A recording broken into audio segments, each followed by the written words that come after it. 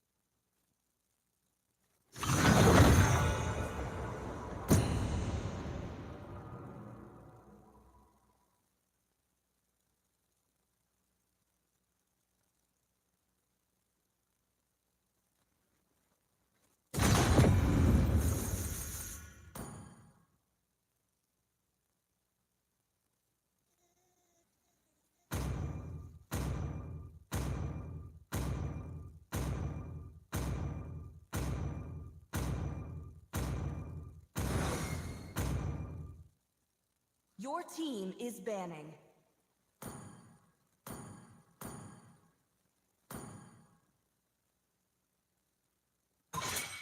Please ban a hero.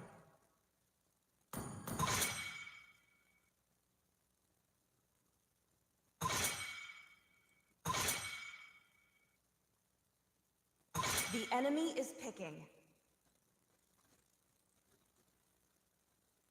My pleasure. Your team is picking.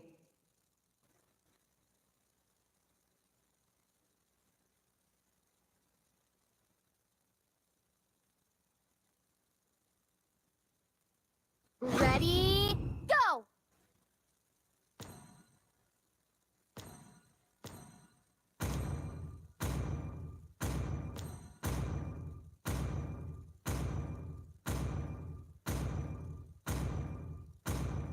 Let's play together.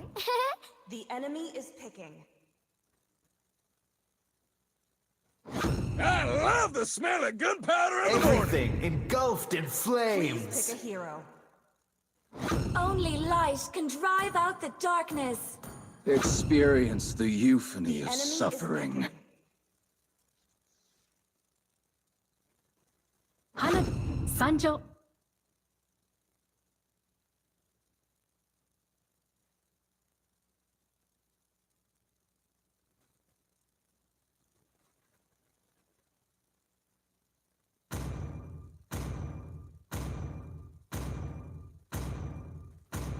Let's hear from the crowd. Make some Your noise for team yours is picking. truly.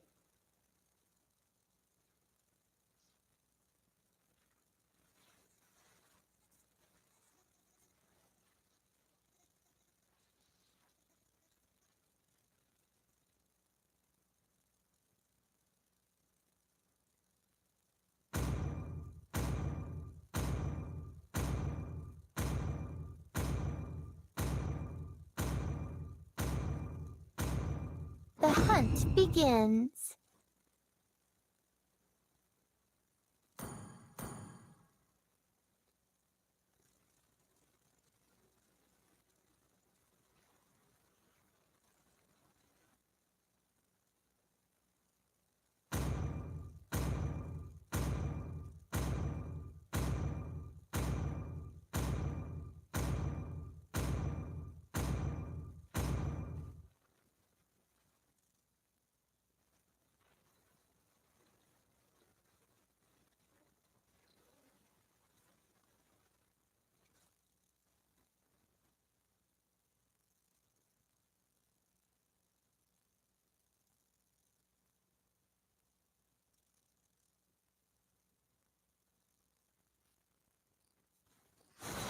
Welcome to Mobile Legends!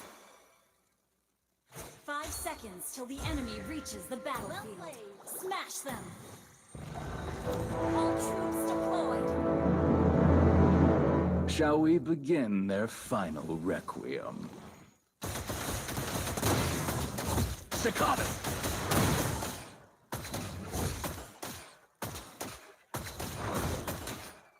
Your death is music to my ears.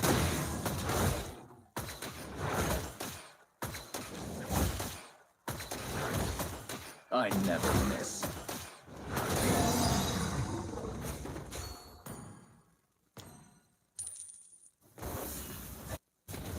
Wanna take a look inside?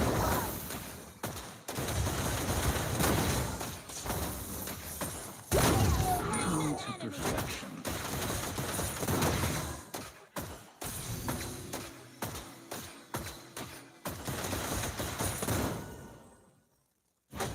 Staccato!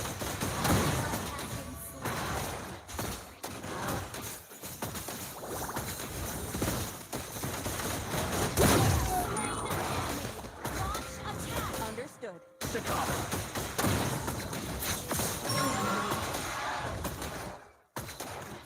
Staccato! Let bullets fly. Crescendo!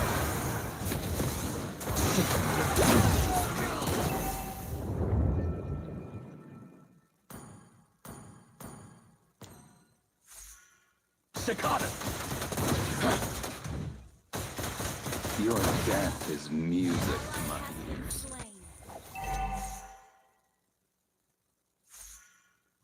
Staccato!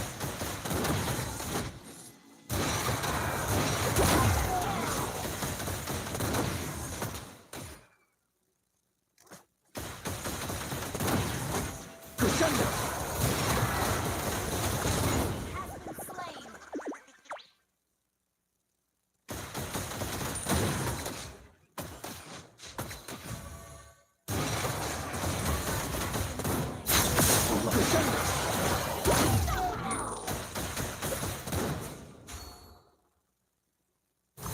Staccato!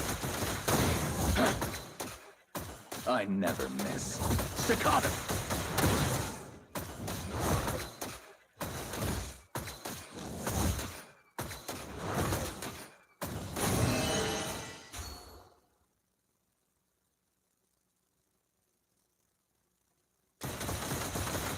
I shall give the enemy their eternal Has repose. slain the dragon. Ally has been slain. Not a bad tone. Doom. Kill. Just enjoy your requiem. A dissonant chord.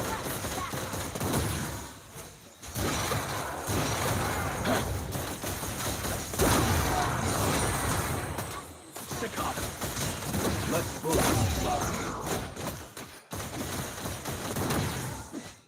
Launch attack. Okay. Staccato. I'll compose the greatest sonata of death for them.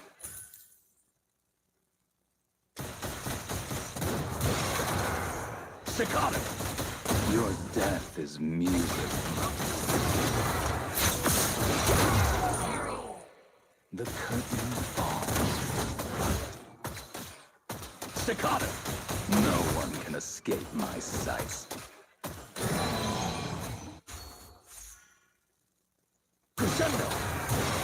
Staccato! Symphony of Doom!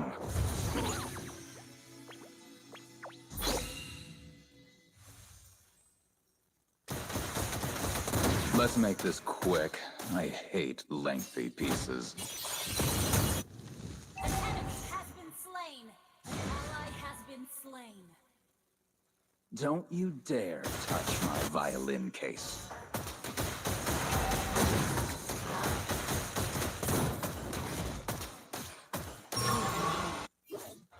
A dissonant chord. Tuned to perfection.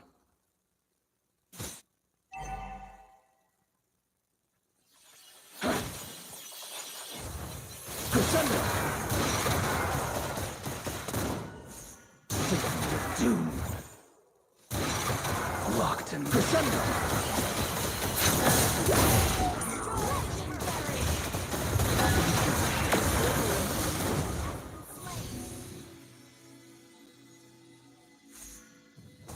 Request backup.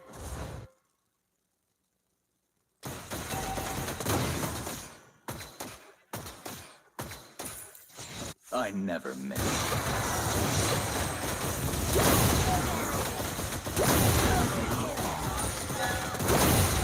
Triple kill. The vibrato of your soul was exquisite. Doom. Request backup. Staccato. Staccato. A dissonant chord. Your team destroyed the turret. An ally has slain the Let's make this quick. I hate lengthy pieces.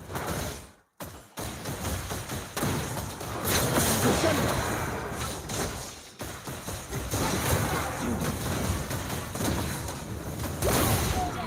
Not a bad tone. enemy has been slain. Your death is music in my ears. Staccato!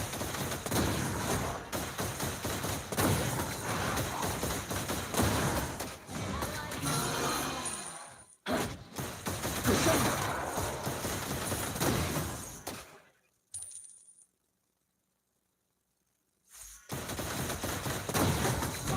Staccato!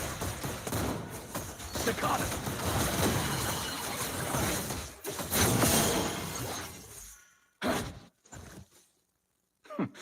I'll compose the greatest sonata of death for them.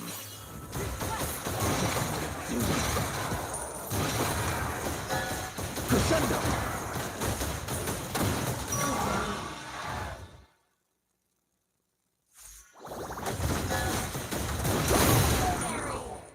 The The curtain falls. Your team Staccato! request backup. Launch attack.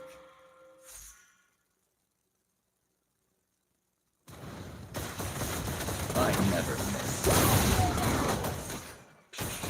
Just enjoy your requiem.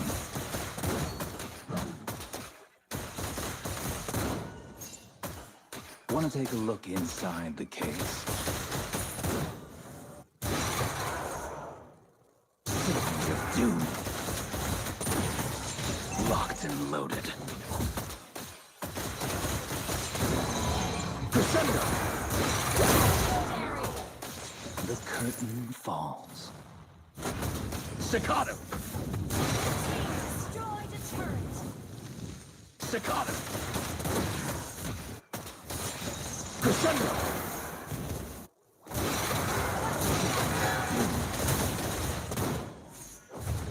Crescendo!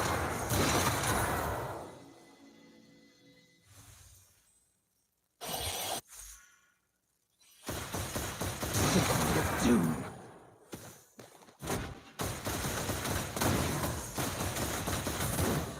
Let bullets fly. The vibrato of your soul is it. Staccato! A dissonant chord. Ally has been slain. I shall give the enemy their eternal revenge. Destroyed a turret. Launch attack. Staccato! Staccato! I never miss. Symphony of Doom. The curtain falls. Symphony of Doom. The vibrato of your soul was exquisite.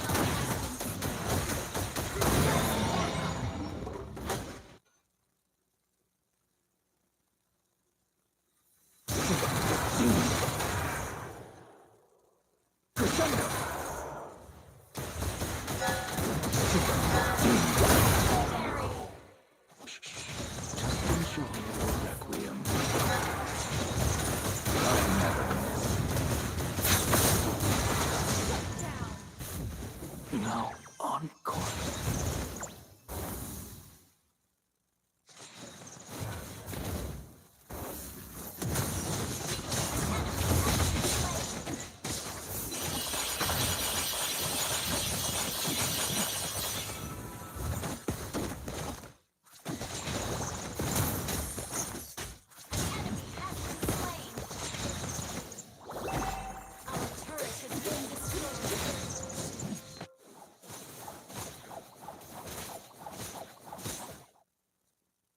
Wait for the encore.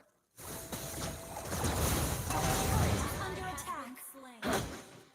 Crescendo! The vibrato of your soul was exquisite.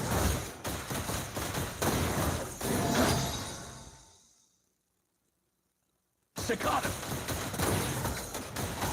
Locked and loaded. Staccato! Symphony of Doom. Staccato! Crescendo!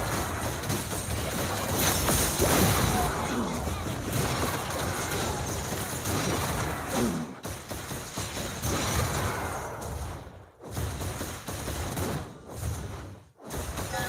Crescendo!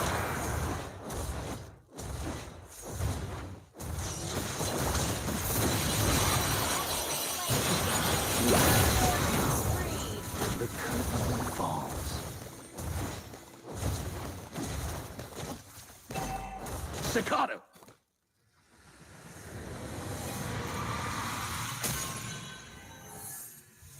Victory!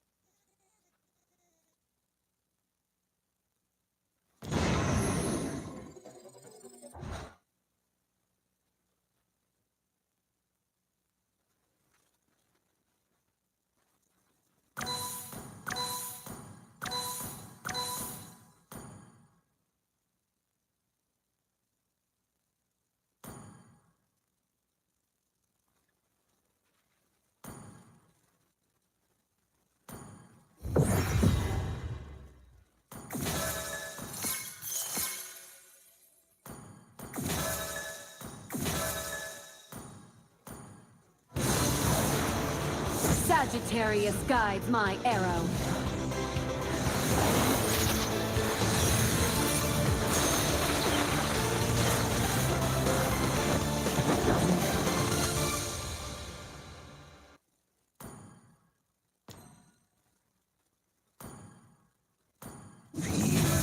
Destroy.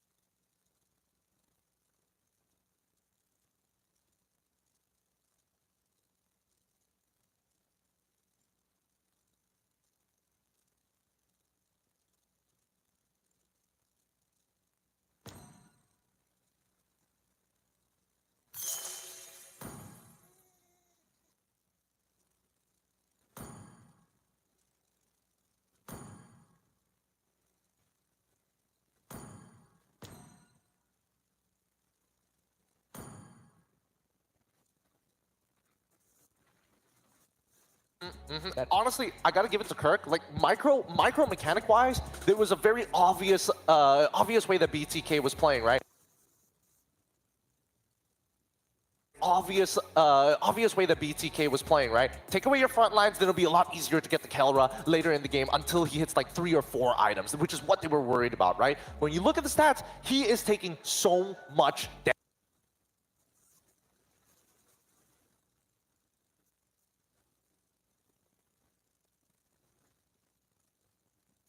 To moving forward rather than using the GOA defensively.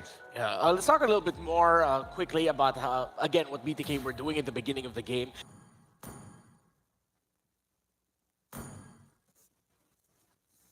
More aggressive tendencies of Fnatic Onyx Philippines, wherein if Kirk is late, he's going to go flicker forward, Earth Shatter, try to catch someone, but then who, Mobazane and everyone else was ready to deal with that. Fly Chicken coming in from the flank to try and find Super Friends. They respected what Fnatic Onyx Philippines did in the team fights. But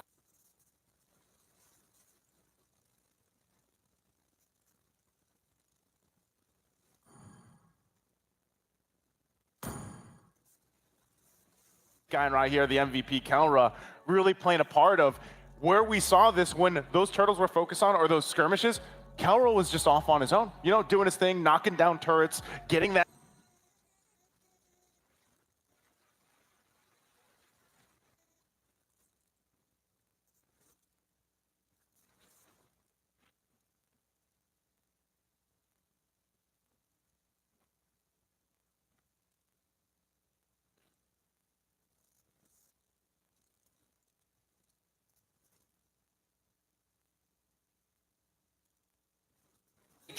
Goes for Windtalker to actually keep up and more importantly gain priority over the lane. It's an unbelievably greedy build. yeah, again, BTK were playing up against the PTK lineup, Protect the Kelra, essentially.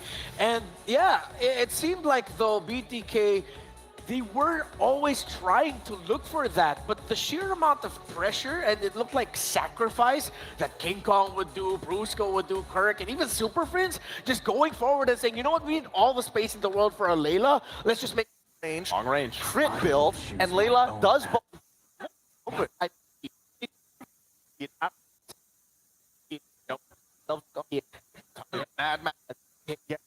Yeah. like, you know, in the whispers and everything else of what the teams have experienced. And that's why I'm saying it would be amazing to see maybe tonight the first team that actually finds a weak point, and whatever that might be, against a team that is as stacked as Fnatic Onyx Philippines. Because remind you too, with BTK, a lot of times, obviously they're, you know, in a way they've coached themselves up to a certain point. They've competed a lot together and on different teams, but ultimately they have surprised a lot of people time and time again, and maybe they do it here. I feel like when you go up against a BTK, there's always this, how do they call this, mental asterisk, wherein there's something about BTK and the teams that we've seen them go up against, not just here, but in history long past, the teams play differently against BTK. They lose a little bit of that discipline, a little bit of the mojo that made the team that BTK is going up against the team that they are, and suddenly BTK is an equal footing with what looks like Titans of MLBB. Well, I mean, Titans is one thing to say, but BTK come again from that Mad Max-esque sort of competitive scene. These are the best in their individual roles. That's why they're called the Bloodthirsty Kings and not Bloodthirsty King. And you know, part of this too is, this would be, what, the first time that we get to see them in a best of 3, obviously. Yes. Because it is very different. We've seen the nature of best of 1s and now the best of 3 coming into play. So this is a true quest, a true test for the Bloodthirsty Kings to come out on top. Honestly, for me, if like for our younger generation who are still going through their examinations, this test for BTK, everybody else has their own different version of it, right? Yeah. UPSR, SPM, O levels, and stuff like that. But when you're up against Fnop, you are looking for that university degree to get that big moolah at the end of the day. And you see these two teams respecting each other's solidarity, with Fnatic Onyx Philippines taking away the high loss and Matilda, which are options for Shark, but of course that high loss can also go into the EXP for Fried Chicken, and the Eve of Hoon, which has shown to be terrific as well. While BTK are targeting some of the signature heroes of Fnatic Onyx Philippines in the Fanny of King Kong and of course the Cho of Brusco. I feel like they have to come in with a direct plan. With the way that the current metagame is going, teams who have a strong identity in themselves really influence the draft a lot, especially in game number 1s of best of 3s. I would expect BTK to start adapting afterwards if they do drop this one, but hopefully we get to see an idea of how they want to approach Fnop. I almost think they just go, like, depending on how this plays out, I almost see BTK going comfort. Like, what's worked for them, obviously, in the past couple days to get them to this point. And maybe we see some contest go here for the Bruno specifically, but more so, like I said, my big question mark is what does Mobazane decide to take for game 1, knowing that he's in a best of 3?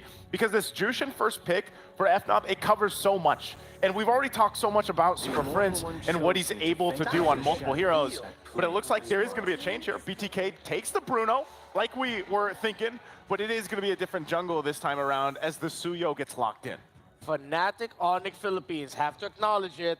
One of the cardinal sins so far of this tournament is giving the Bruno.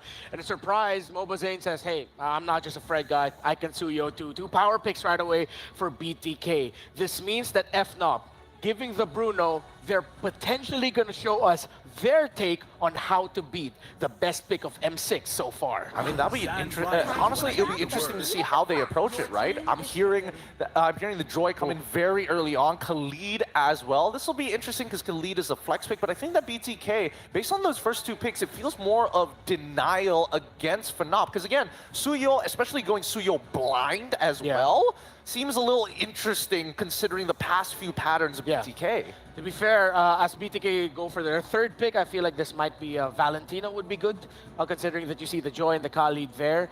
I think that's also BTK respecting the heck out of King Kong Suyo. Again, he set the fastest GPM, the fastest level 15 so far of the tournament with Suyo. I think that's, it's almost in a way where, you know, Mobazane wants to be able to prove that he can also do something similar to what we saw King Kong do with hands of Suyo. That last pick locked in here for BTK is the Aurora. Interesting, because I was also leaning towards that Valentina because of the fact you have 2 powerful ultimates already that you could actually take, right? Whether that's the Beacon there from the Jushin or the Sandstorm from the Khalid, and that gives you an opportunity to set things up really well. Not to say the Frigid Glacier doesn't, the ultimate from Aurora, but this still could play a part. The only thing is, I'm just worried because Aurora, obviously when you have that passive, it's really nice, but there's already a lot of tools from over here from Fnop to deal with that and put so much pressure on the Aurora. Actually, I'm taking the perspective of where Hoon is coming from again. Remember, they don't have a coach. This team is basically coachless, right? So it really is going to depend on their comfort picks. And I can get that Hoon says, hey, if you give me Valentina, yes, I'll be great in these team fights, but the laning phase is going to suck for me, right? I'm outranged by this Zhu shit. There's a good chance that Khalid goes into that roaming position. Might as well put me on that Aurora. Let me be the anchor for you guys to absorb that pressure. And if we can look for those counter-engage moments, at least I have the capabilities and the toolbox to do so. So BTK are continuing the trend of respect banning, of course taking away the Beatrix of the Filipino Savage, the gold standard Kelra, and I like that they actually took out the Tigreal as an option for Shark. BTK, we've labeled them as sort of a Mayweather-esque type of team, where they get you on the counterpunch just when you think you're going to beat them. Suddenly they win a team fight to turn things around. And I get now why they would pick the Aurora, because as we mentioned, it's within their identity. Have Hoon safe in the back line, can crowd control and damage from afar, and pair it up playing beside White Chicken, and good ban on the Akai, because that would have been a big major swerve that really would have messed up a Khalid and a Joy. I mean, Phoveus is wide open, and I think that, BTK were trying to, oh no, they go for the Gatot instead. They're going to hold it and give Fnop the opportunity to respond first. So does Kurt go now for a pick that we've rarely seen so far, this M6, and go with his signature? Does he get the Edith? Aim. I'm the priestess of primal whoa, whoa, whoa, whoa, whoa! You want to deal range for range? I heard the chat mention this at one point, but I wasn't expecting this right now. Oh, I had this literally not too long ago, I had this conversation with Miracle. Yes, Layla is a very interesting pick because in the lane against this Bruno, there are a couple of interactions that can work. Again, keep in mind that Bruno, when he gets his empowered auto attacks, it stacks up to increase his crit rate. But the main source of damage comes from those footballs coming at you once he picks it back up. You can mini stun him, right? Those mini stuns are good, but eventually, what's good about Bruno in the current meta? Long range, crit build, and Layla does both, if not grows further than the Bruno. Interesting picks as White Chicken locks in the Arlot for him. It's proven to be effective here in the M6 Swiss stage for BTK. While the gold standard of the Super Family ends up with everyone's first marksman in his hands. Trex, Husky, let's go. Thank you very much to the panel. Once more, Trex. It's Trexky here on the desk, but you can feel the tension in the air. Bloodthirsty Kings against Fnatic, Onyx Philippines, and the first time Layla, at least for M6 World Championship. Talk about bringing a gun to a soccer battle, so a soccer match. If you want to play range, I guess Layla is the best option, but how you feeling, Trex? How's that heart doing? I mean, my heart is good for now. Right now, though, I mean, even with the Layla pick, you can just never count out FNOP. There's got to be a reason for it. The range is definitely helpful, but enough talk about that. It's time to head into the land of Dawn for our second advancement match into the knockouts. This time between NH Giants and the Filipino Super Family. BTK against FNOP. FNOP blue side, BTK red. All right. Breaking things down, jumping into game one in a best of three. You said there's tension in the air. There is electricity right now on how this is going to go. So much on the shoulders of Brusco. Already taking a lot of damage. Might have to go back. Does have some sustainability there, but still, things already getting aggressive. Now Shark getting pulled back. Should be okay. Both teams fighting out in the mid in the first 30 seconds. Just classic Brusco walking out with that Khalid, just trying to force a trade. It is pretty unfortunate that Shark had to use the Revitalize, but again, we got to take this downtime to remind you guys that to participate in the M6 Lucky Gift from 18th of November to 29th of December, join for a chance to get the Claude new Epic Skin, Challenger's Flare, and Beatrix's new M4 Epic Painted Skin, Light Seeker. Do not miss out the opportunity. Okay, so what is the goal here for BTK? Do they focus Kelra? Do they try to put down and take advantage of the Layla not having a flicker? Wait a second, a lot of damage already. King Kong trying to get the engage. Mobazane brought down to about 20%, pulled back. Shark now in trouble as well. Bahoon gonna get involved. Very low onto Brusco. Zia locking onto Kelra, getting a couple free shots. Wants to go for the 1v1, decides to back off. Nobody goes down just yet. Yeah, the push and pull from both teams, because even Shark was a bit trying to go for that footsie. Hoon almost loses the passive, but Brusco might have a chance to force out the flicker from Zia. I mean, BTK really adjusting well, understanding how fast Fnatic Onyx moves around the map, so keeping their crucial resources online, but we saw how fast King Kong was in not just its clear, but arriving at the scene of potential battle. Yeah, so many Joy players normally don't try to pop off so early, but literally once King Kong got level 4, he wanted to fight. He got in Mobazane's face, and we could tell both teams knew what the plan was. Let's go for the gold lane. Let's try to get him online first. Luckily for both teams, nobody went down just yet. It's all about level 4. Mobazane is going to arrive at the scene first. Fried Chicken. Fried Chicken, able to get the final slash. Super Prince goes down. Turtle now still up. King Kong trying to get involved as well. Down comes the Frigid Glacier to freeze. Locks onto Kirk. Mobazane able to get the first turtle. But now King Kong getting low as well. Mobazane pushing it back. King Kong on the run. The AOG whiffs to the side. But BTK come out on top in the first turtle fight. And FNOP not getting the objective, but were able to cut their losses. Both Brusco and King Kong got out with a sliver of health.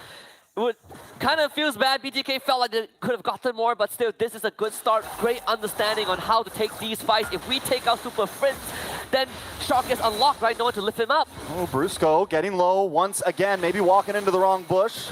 Forced to back off, and BTK are taking control of the river. Before they were being a bit more lax, and it seems even now they're letting themselves fall back, but we're starting to see that confidence build. I do love this. Very good discipline. We even talk about the Fried Chicken's special Arlet pick, right? A great setup. That's kind of how they won against S2G. So BTK, good understanding. Fried Chicken might be ganked out bot, but gonna jump on him.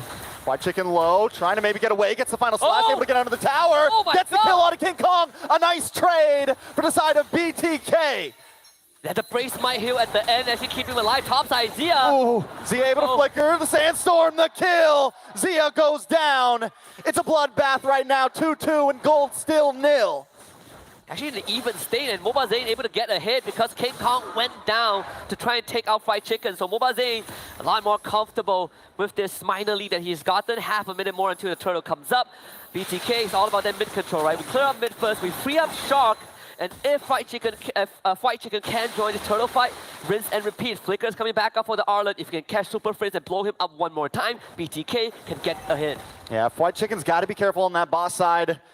I mean, all of BTK, I feel like both teams are focusing so hard right now onto these offlanes. We're seeing the attacks in the gold. We're seeing the attacks on the EXP, but BTK, on the other hand, keeping it a little bit more mid-focused here. They want to go for these neutral objectives. They want to make sure they're ready for this next turtle. Eventually, BTK will have to start thinking about how to deal with the lane up, but right now, turtle fight. Hoon taking a little bit of damage. Fried Chicken gonna get involved. A lot of damage on Brusco. Brusco goes down. Mobazane able to get the kill. Kirk in the backside with the Earth Shatter. Hoon might just be in trouble, but he still doesn't go down with just a pixel of health. He finally falls back. Gets the thing, but Mobazane does get the kill onto Kirk. It's 2 down for the side of Fnatic, Onyx, PH, and BTK with all 5.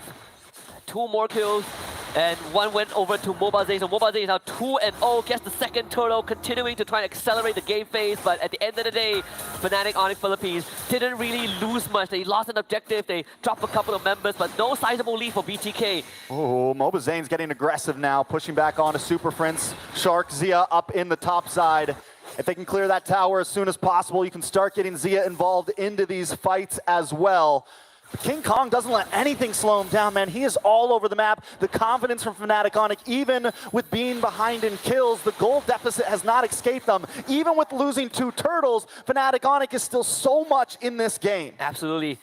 At one point before the second turtle, Mobazane was ahead in experience. King Kong not only caught up, but exceeded that, right? King Kong is now ahead in XP because he did take a bottom wave after 5 minutes, so the penalty on the jungler restriction has been lifted as well. So Fnatic Onyx Philippines really maximizing whatever resources that they can get for King Kong, because they know once this game goes late, Fried Chicken though. A little bit of damage on to Kirk there. Frigid Glacier does come down, does not connect onto anybody. And I love what you said. Fnatic Onyx has been sending all 4 members up to the top side of the map, and King Kong has just been getting free farm on his own jungle plus the EXP lane, which has been helping him out a bunch. And now BTK is starting to take a page out of that, send the rest of their team up top, and have Mobazane farm that EXP lane as well. Kelra finally getting the first tower of this match. The only difference is that FNOP moves just moves faster than BTK. With Khalid, with Joy, is so hard for BTK to keep up. They are trying their best, but sometimes you have to spend an ability or two. Losing that top tier 1 frees up Kelra to now farm everywhere else across the map, and Zia, he's having a rough time. Mobazane might be in a bad spot. Kirk gonna show up as well, gets a flicker in, looking for the Earthshatter. Mobazane able to sidestep, but it's too much damage. The Electrifying beats. Mobazane tries to get the outplay, but he falls. He goes down, and King Kong reigns supreme. So close. Went into the immortal form for the crowd control immunity. He just needed one more turret shot to help him out. But still, BTK not really falling behind. Third turtle on the board. Mobazane still dead for 5 seconds. Fnop though, they're going to focus on taking away the jungle, so King Kong will just tax that purple buff. And we got tower for tower in the top side now. Zia finally going to be able to get involved in this. He's 0-1-1, but Kelra hasn't taken a single death. He hasn't even stepped a foot into any of these big fights just yet, just buying time, farming, because that's what you would do on the Layla. You look at the positioning of Fnop, look at where Super Prince is, mid-side. Thinking for a fight, not just yet. Again, push and pull from both teams. Fnop definitely have a better position. Starting to threaten Mobazane as well. You don't want to be in range of that lantern. Yeah, Super Friends. I mean, yeah, this is why the Jushin gets banned so much. But Super Friends also has to be careful. If you step just a little bit too far on that top side, you are alone. In comes the big sandstorm, trying to get the flicker on Mobazane. Brusco goes down. Zia able to get the kill. Fnatic Onic now backing up. Super Friends pops the Leonard Flare. Not enough. Big final slash. Mobazane able to get the turtle. The knockup from Kirk. Shark now trying to lock on. Super Friends backing up, but BTK have claimed the ground once again. Very good initiative from BTK. Another flicker final slash to try and catch Super Friends, but this time saved by Kirk with that 2-man Earth Shadow. If not, they might just end up losing that Jushin once again. BTK, sure, all 3 turtles going their way, but still Fnop not really falling behind. King Kong just hit that Holy Crystal in 8.5 minutes, and Kelra is just untouched. We are down the wire right now. A lot of damage from Mobazane. Kelra forced to back off. White Chicken trying to get involved as well. Hoon showing up to the party. Brusco has been taken down a few times. Does lock on a White Chicken. Wait, nice final slash. Super Friends in trouble. Super Friends low. White Chicken able to get this hill. No. Mobazane snipes him out. That puts Mobazane at 3-1-2 right now. Finally trying to break that 1K gold lead. And ended up trading a purple buff once more. King Kong, every single time when he sees Mobazane on the map, he's going to start taxing his jungle. So second purple buff that Mobazane will not be able to claim. And you can see the XP lead starting to build. King Kong 1 level ahead of Mobazane with 50 seconds to the next court. BTK got to start thinking about when this game goes late, how do we deal with King Kong? But most importantly, how do we get to Kelra on this Layla? Because Malefic Gun is going to eventually be an item choice, and he's going to max out his range at level 12. I mean, we don't see the Layla very often. We just got the Berserker's Fury locked in. At what point does it become a major stress point? Wait a second, final slash does lock on. BTK, though, just testing the waters. But what point will Kelra really be the ultimate threat here? Level 12 plus Malefic Gun. Level 12 onwards, right? Because you max out your ultimate level, so max range benefits for not just his abilities, but your attack range, and then the Malefic Gun adds on another 10-15%. You are going to outrange not just Bruno, but it's everyone else in BTK. Nobody's matching the range of Layla. The gun, I mean, it's literally her gun, weapon, right? It's her weapon of choice. You can't lose the Land of Dawn with your own weapon, but a lot of damage lands on a Brusco once again. Has to pop the Quicksand Guard. Lord down to about 70-60%. Super Friends holding the front line, pulling White Chicken back. He's forced to use a flicker. Out comes the big gun. Does not connect. Mobazane around the side. Kirk able to take the Lord. Shark brings out the AOG. But Fnatic Onic pushes them back so well. We don't even need to take a kill. We came what we got for. It was just Super Friends and Kirk walking forward. Everyone else, King Kong, Kelra, working on the Lord. Good attempt from Mobazane, but ended up losing that objective over to Kirk, who somehow secured it with the Primal Wrath. I mean, BTK, they can definitely defend this, right? Even with this Lord take, it is still an even game. And I gotta say, BTK, they're playing this macro pretty well. They're not overextending. They're just testing the waters with Fnatic Onic Philippines, but now they defend. Kirk gets a knock up on a White Chicken.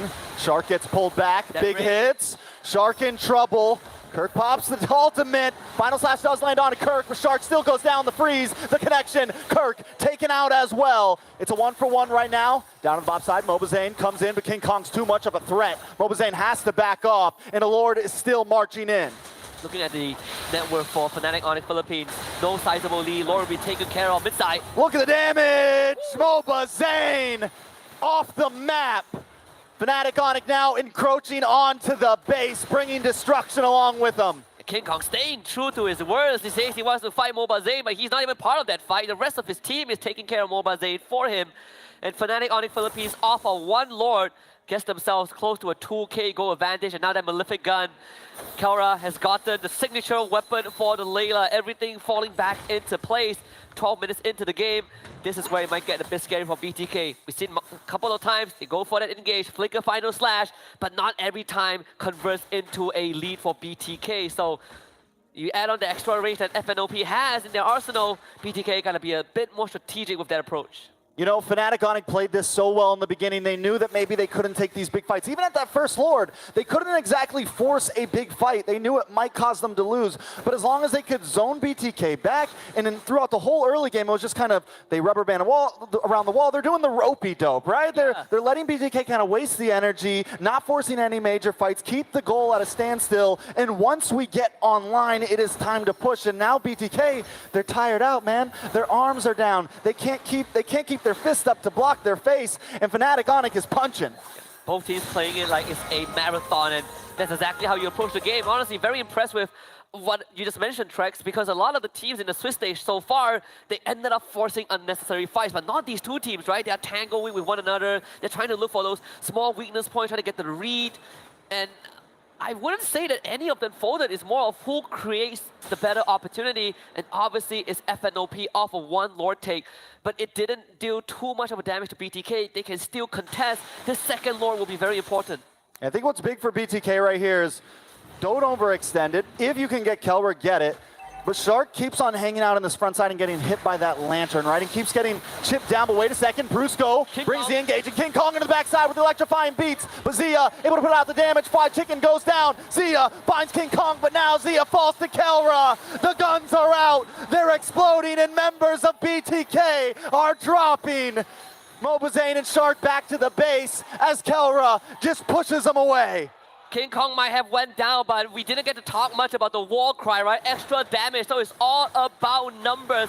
We might have bloodthirsty kings, but FNOP have a bloodthirsty King Kong. At this point, the tower is falling. BTK's in shambles. It's a 2K goal lead over to Fnatic Onic. They're going to move back. They're going to go for the Lord. They're going to take their time with this. The positioning for King Kong has been superb. He just walks up with the electrifying beast, takes out half 50% HP for 3 members of BTK. This could be a Hail Mary attempt. Mobazane needs to make the steal of his life, but Fnatic Onic Philippines will not even give them any opportunity to even go for a 50-50. That coin flip for FNOP is unnecessary. They can wait for as long as they want. Yeah, it's definitely full advantage to Fnatic Onic PH right now. And look at them waiting. They know BTK is going to come. Brusco, the rest of the team, they're like, we're not even rushing this. We know you guys are going to come to us right now. Shark's going to look for it. Mobazane and team are going to look for it. And Fnatic Onic have the trap ready. The bottom wave is pushing it in favor of Fnatic Onic as well. So eventually, BTK will have to deal with that wave. Conceal play. Brusco looking for a target here. BTK maybe a little too grouped up. Concealed from BTK as well, but Super Friend's able to expose them all. Bring back Shark. Out comes the Earth Shatter. Shark down to about half health as Kelra just continues to chip away at the Lord, waiting for BTK to do something about it. This is Lord for FNOP. Nothing that BTK can do. The best course of action is to try and defend against this siege. At least keep one inhibitor alive by the end of it, even though it is a massive ask right now for BTK. Oh, BOD for Kelra. That's even more. Even more damage. Even more damage.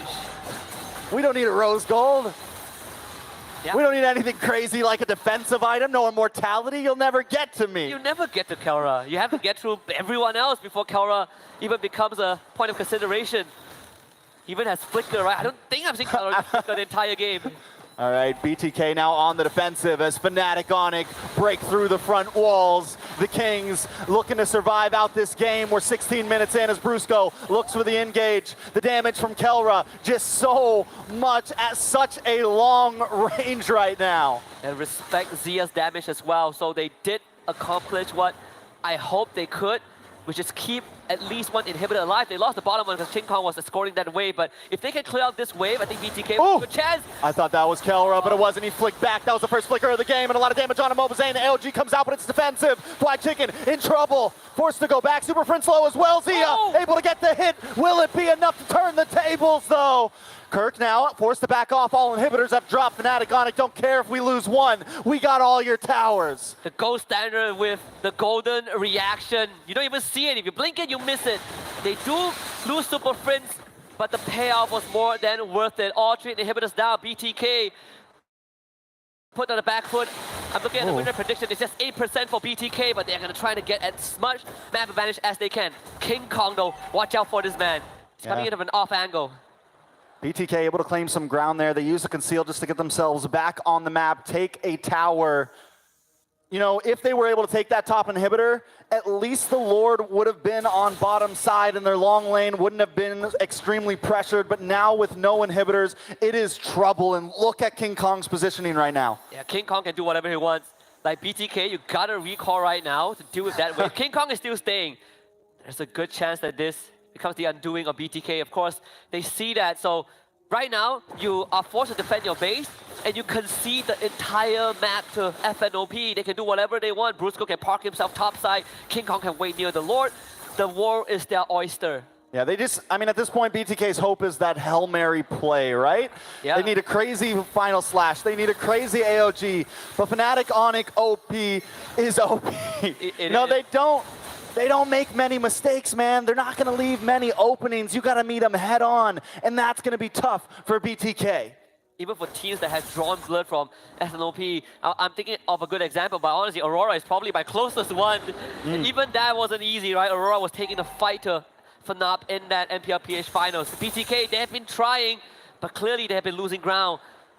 This dance can go on forever, and it will never benefit BTK. Yeah, well, here's the thing, right? It is at 18.5 minutes. Gold is getting to that, you know, peak point where items will start maxing out. They'll start getting to the juggling phase. Yep. But it needs to come a little bit sooner for BTK because, as you said, Fnatic Onyx, they can just play with this Lord. They can hang out. That long lane on top side's going to push, but BTK might have to force the issue. And this is the conceal play to maybe try to do it. They find no one, though.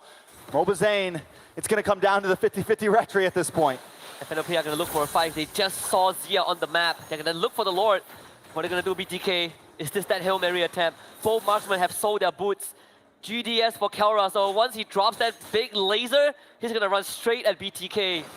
And they got to go to top side. Zia going to try to clear wave. And at this point, Fnatic Onyx going to start rushing this Lord. You can see King Kong. You can see Kelra. Shark hiding out in the tri-bush. Mobazane there as well. Zia might be too late to this party, though. He has to somehow walk out forward. That top wave will hold just for a while. And King Kong, he's just baiting Mobazane, getting teased. Here we go. Earth Shatter does connect onto Mobazane. Mobazane a little bit of trouble trying to dash through, trying to look for it. Mobazane takes it, but it may be their undoing. Fnatic Onyx now on the prowl. They know what they got to do. We got to clear these three. The big flicker from Brusco doing the damage. The Frigid Glacier trying to defend, but King Kong finds Shark. Zia will be next. And Fnatic Onyx Philippines take game number 1. And that is how you start off the advancement series between BTK and Fnatic Onyx Philippines. Was it a masterclass? Sure. But let me tell you, Bloodthirsty Kings put up a pretty good fight. Mobazane got another highlight reel with their Lord Steel at the end. But unfortunately, macro-wise, it was just not in their favor. Kelra ended the game on Layla with 5-0-4. Probably only using Flicker once in an entire 20-minute stretch. And even Super Friends with that flank angle on the Drusin was the nail in the coffin. But this could be a prelude to what's to come, Trex. We might get more than just 2 games. But for now, it's time to head back to all our panelists and see what they think about the Super Family against the Bloodthirsty Kings. Well, it was her all along. The question kept popping up all throughout M6. Who can stop this Bruno? He wasn't completely immortal, but it looks like that was it. It was the Layla solving the Bruno problem, and that's Fnop taking the very first game against B. To talk about. I'll get into it once the post game example, and it's really hard.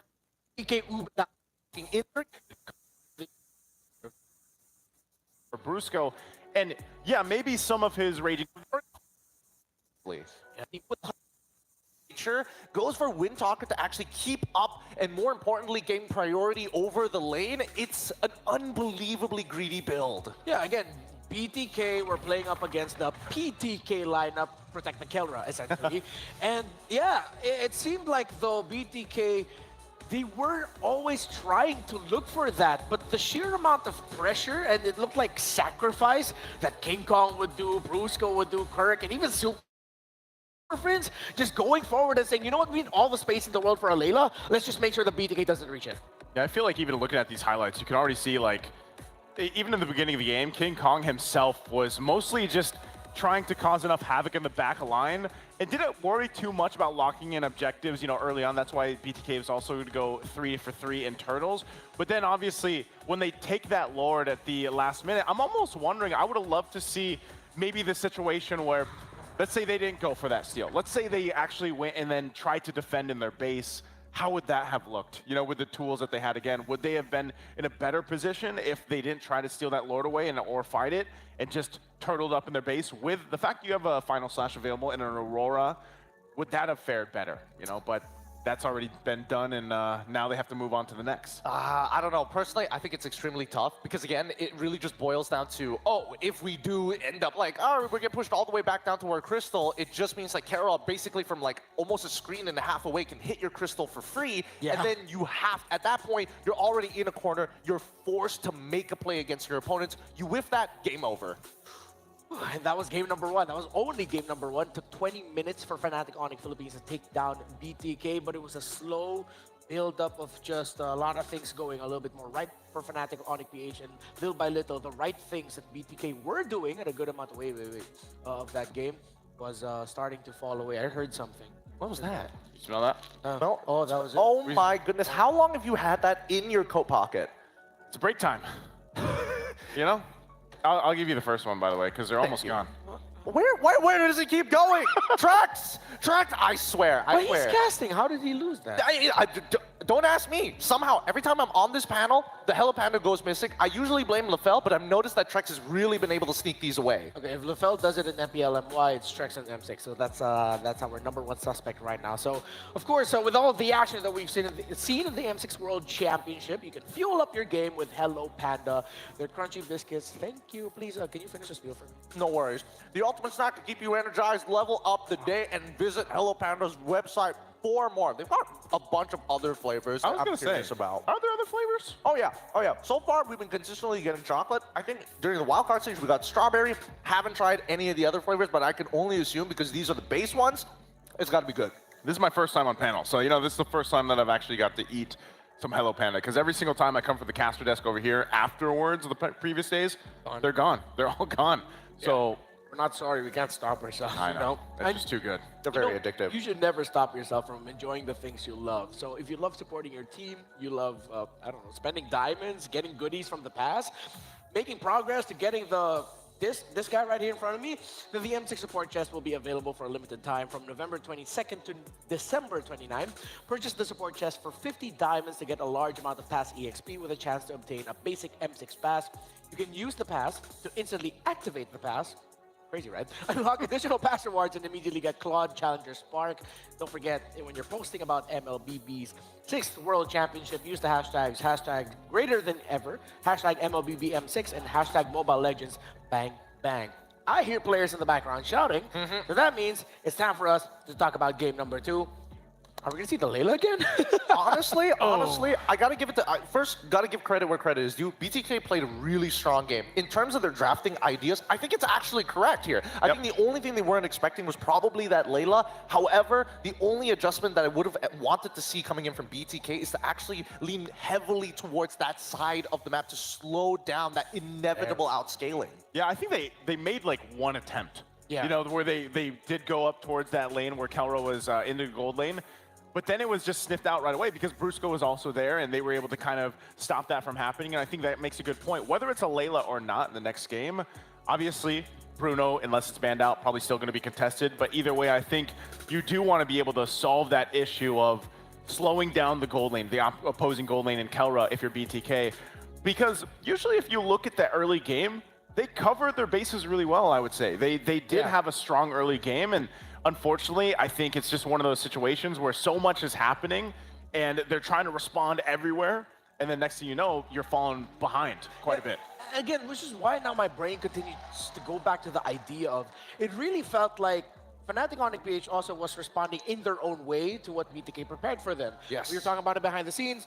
Super Prince was not completely shut down, but he was respected by BTK. Yep. Every time they see Super Prince and they can bring him back, they force him to go back, bring him low, or even try to get a kill.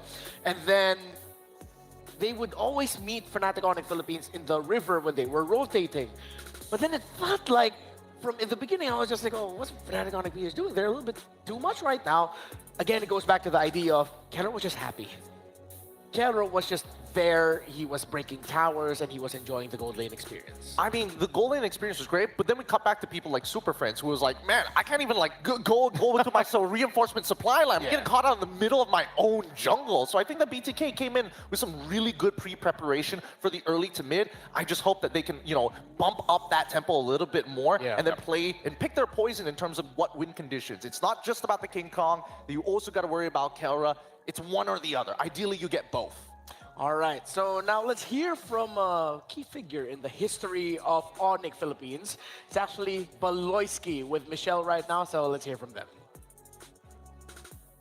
Everybody, welcome to the Courtside Report. Here's Michelle. Now I'm having the legendary Baloyski with me. Hi, Baloyski. Hello. How are you here? I'm good, I'm good. Yeah, you can show our M6 to our audience here, maybe. Yeah, it's good. Okay, so now on the stage, one side is your old team, Fnatic Onyx Philippines, and the other side is BDK. So, Moazin was here, your old rivals, right? Tell us which side are you coming for? Sorry, sir? Which side are you coming for? Of course, I'm gonna go with Onyx Page. Oh, Fnatic Onyx, sure. So, you have played with Mobazin for several times, right? Before. Yeah. So, tell us more about why everybody here want to play against him.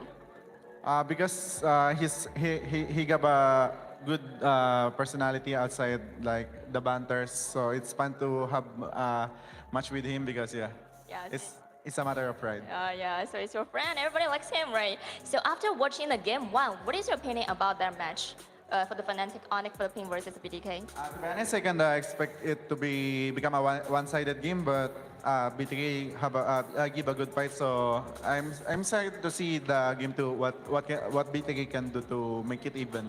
Sure, but one more last about the pick of Layla. It's kind of surprised us. So what is your understanding of this pick of Kira? Honest opinion. Yeah, Layla. On Onyx versus BTK. Yeah, sure. I kind of expect 2-0, and it's gonna be for sure 2-0. Yeah. So you think the pick of Layla is pretty cool, right? Oh, Layla. It's a good counter or not? Layla, to be honest, is a good laning marksman against the Bruno. So maybe that's the reason why Onyx Peach used it, and also Layla. Kaira's positioning is always as good. So it's good to see. Okay, I have just noticed you want to end the game by 2-0, right? Yeah. Okay, so let's check out what we're gonna find in the game 2. So it's the time to back over to the panel.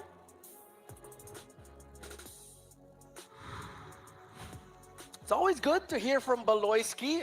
Interesting, my brother is starting to sound a little bit more Indonesian. He is. You know, but of course, currently he is, lastly, we saw him from Geek Fam Indonesia, doing very well there. So I like that it was pretty straightforward, number one. He thinks it's going to be a 2-0 win from Onyx PH. Number two, to keep it simple, he loves the Layla. Simple as that, you know? Gotta keep it simple, honestly. I think that, you know, a lot of teams have been, well, especially the Swiss stage, either overthink or they just, play to their own personality. And I think, you know, speaking of personality, we're coming in with so many teams all wanting to play against BTK specifically, it makes sense. Mobazane is quite the personality in and outside of the game. Quite a joy to be around, honestly. To say, the guy, you know, is known all around, not just obviously in NA, and you know, for the most part, a lot of people want to play against him just because, again, he is very vocal. You know, he is very vocal with his confidence in his playstyle, and even his teams. Like, whatever team, obviously, he's playing for, they come to win, and so far they have, but now with this series, they have some adjustments to make. So now let's hear from BTK. We got a moment to chat with them heading into this series against Fnatic Onyx Philippines. If I'm not mistaken, it's Mobazane and Hoon. And asked about being coachless in the team.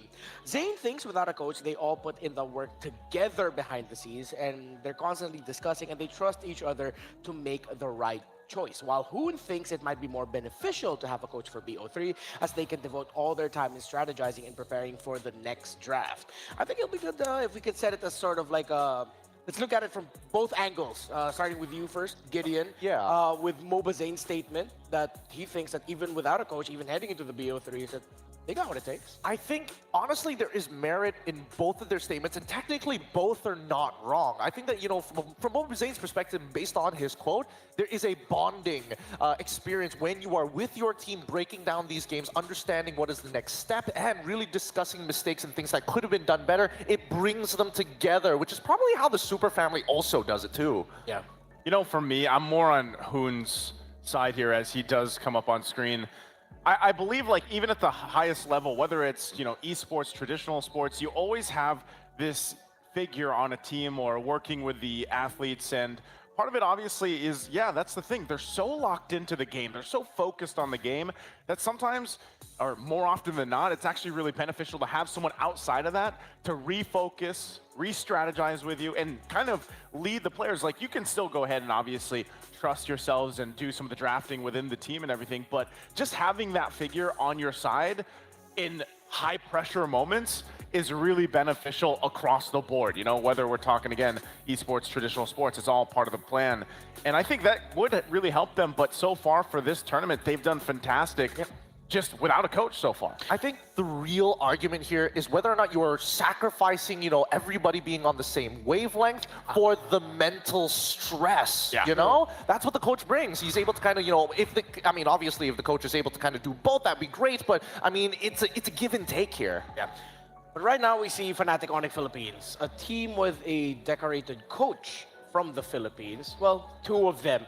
We're familiar with Coach Why Not, but the other man standing with a headset is a man we dubbed as half man, half amazing, Yelly Hayes, a former champion, SEA Games gold medalist, and now in the running as well to becoming a world champion potentially. And of course, Coach Why Not already also has M2 World Championship experience alongside, well, his fellow coaching staff member right now in Yelly Hayes as well. So it's interesting that even with the Moba Zane and Hoon statement, we see it in the dichotomy between these two teams. We see BTK coachless, of course, and it's the power of friendship and the bros bring it all together. And that's part of the reason why I think so many people enjoy watching BTK or Bloodthirsty games, Bloodthirsty King games in general, because it's almost always, in a way, it's like a David and Goliath matchup. You know, it is this kind of, I know people have been calling them an underdog for a while, but they're just this team that serves a certain purpose and a script of their storyline itself, and people love to see that story here against teams like Fnop. And so as we head into the draft, we've already gone past the bans. It's BTK taking away the Cho of Brusco. This is interesting. Now, it could be from BTK's position, they've lost to the Layla before because they want to pick up Bruno for themselves on that red side. It might just be a honey trap now for whoever shows these power picks first. And it goes the same way for both, like, Suyo into the Alpha. There's so many ways that this could go wrong. Gideon, I thought it was Todak, as you mentioned, but no. The last game saw the first time Layla was picked in the M Series history. Oh, I could be wrong about that. I could be thinking about Layla at that point. I honestly thought it was shown prior to this. Yeah, that's what I was thinking. I was kind of surprised because just in my, you know, history, even before I was involved in the casting, I don't remember ever seeing a Layla, but it's great to see. Again, I'm always for those heroes coming through, and you can see this. Here's a hero that is familiar. It's Moba Friend. Yep, and of course, so one of the main conditions with the Fredrin is make sure you pack it with something like a Bruno. The Suyo experiment, or, okay, you know, it would be unfair to call it an experiment. The Suyo didn't work out the way it wanted to, but now Fnatic Onyx Philippines get 3 comfort picks. Interesting. I like power picks. Yeah, power picks. So this is, of course, King Kong Suyo, which has been fantastic in M6. Super Princess Lo Yi, which was already lauded by his fellow players here in M6. And if this is going into the hands of Kurt, it's an old favorite of his, the R-Lot. Before the Edith, it was his R-Lot that was popping off in the Philippines. I mean, yes, but at the same time, just look back in the previous Swiss stage rounds, right? BTK have pulled a composition position very similar to this, utilizing the drill, utilizing people who have CC, and then you put Fried Chicken on that Arlet so that you can get those procs again and again and again, having an overwhelming amount of damage in the early game that you don't really expect. My life. I feel like the Arla pickup would be fantastic, especially up against how we've seen BTK play so far in the M6 World Championship. At some point, they will just gather together as 4 as 5. But there are a couple of concerns here. I am interested to see whether BTK is going to respect maybe that Layla once more, or when you're looking at Fnop's first 3, is that good enough to be able to peel for her? You know, part of this, not only the whole Layla question here now, but it's also the Luo Yi, the signature, the beast of a mage player that is across there, and that's Super Prince. And part of this, whether it's Super Prince or not, just this hero alone leaves enough guessing game for teams that are playing against it. You know, you have to go and play against these diversions, and teams like Fnatic Onyx Philippines, they played a little bit even differently than what you would expect when you have that capability to traverse around the map that way. Honestly, these bans coming out from Coach Why Not are actually genius. Getting rid of the Vexana is already a really good way to stop the as a means to disengage is great, but also considering the Guinevere thinking that, hey, this Cho easily can be a flex pick for Fried Chicken now that we've stolen away the Arlet. I wonder if Fnatic Onyx Philippines are going to show up anything new here, or because they know now they're probably going to be playing into the Aurora of Hoon, maybe even potentially a Valentina, a Terizla. Throwback? Yeah. Hell of a throwback pick. Great initiations from the side of Fnops. This is a little tough, right? Because now Arlet is going to go, most likely, I would assume, into that support sector. And now BTK has a number of options because they have to show their composition fully, and that means that Fnop can actually respond accordingly at the end. Yeah, there's actually a throwback to Fnatic Onyx Philippines Season 13 when their roamer was a player that went by the name of Escalera. It is a Arlot Luo Yi combo. Expect devastating flanks. Well, of course, Hoon will end up with a Valentina. And, you know, honestly, I like this glue pick, man. Yeah, the glue pick's great. The Valentina pick as well, because you do have a couple options now that you can actually take here. That could work in favor of BTK, but it can also backfire. Like that's the problem with the ultimates available to them. And that last pick locked in here, of course, that Beatrix to go ahead and deal with this. So still range, obviously an option, but this is a whole lot of comfort, man, and signature for Fnop. It really is. It's good big combos. I mean, this has been a beautiful draft. All right, let's go on over to Trex and Husky to call the action. Thank you very much to the panel. It's Trexky once more. Potentially our final game in this best of 3 between Fnatic Onyx Philippines and Bloodthirsty Kings. We got Kirk getting his hands on that meat tenderizer on the Terizla. Signature picks for Super Friends, Luo Yi, the King Kong with the Suyo, but we also got the MOBA Fred, so signatures on both sides. Let's see if BTK can bring this back as we're about to head into the Land of Dawn. Yeah, I mean, and then the Arlot steal to stick it into their own position, taking away one of Fried Chicken's key picks right here. But BTK does get the Cho, they do get the Fredrin, they do have some power in their house right now. Let's see if this Bruno can have a bigger impact in game number 2. We're gonna head into the Land of Dawn for game number 2 between Fnatic Onyx Philippines and Bloodthirsty Kings. BTK blue side, Fnatic Onyx Philippines on red. Parallel junglings for both junglers. Yeah, it's gonna definitely make things interesting because both of them will end up on opposite sides of the map here right now. Last game we saw this battle in the mid between Super Friends, Brusco, Shark, and Hoon. It was back and forth, and it was so important on who could get to those off lanes first. This time it does look like BTK are on the opposing side of the river. Yeah, and one of the key points of game 1 was also how fast Fnatic Onyx Philippines moves as a team, right? Like the heroes have mobility.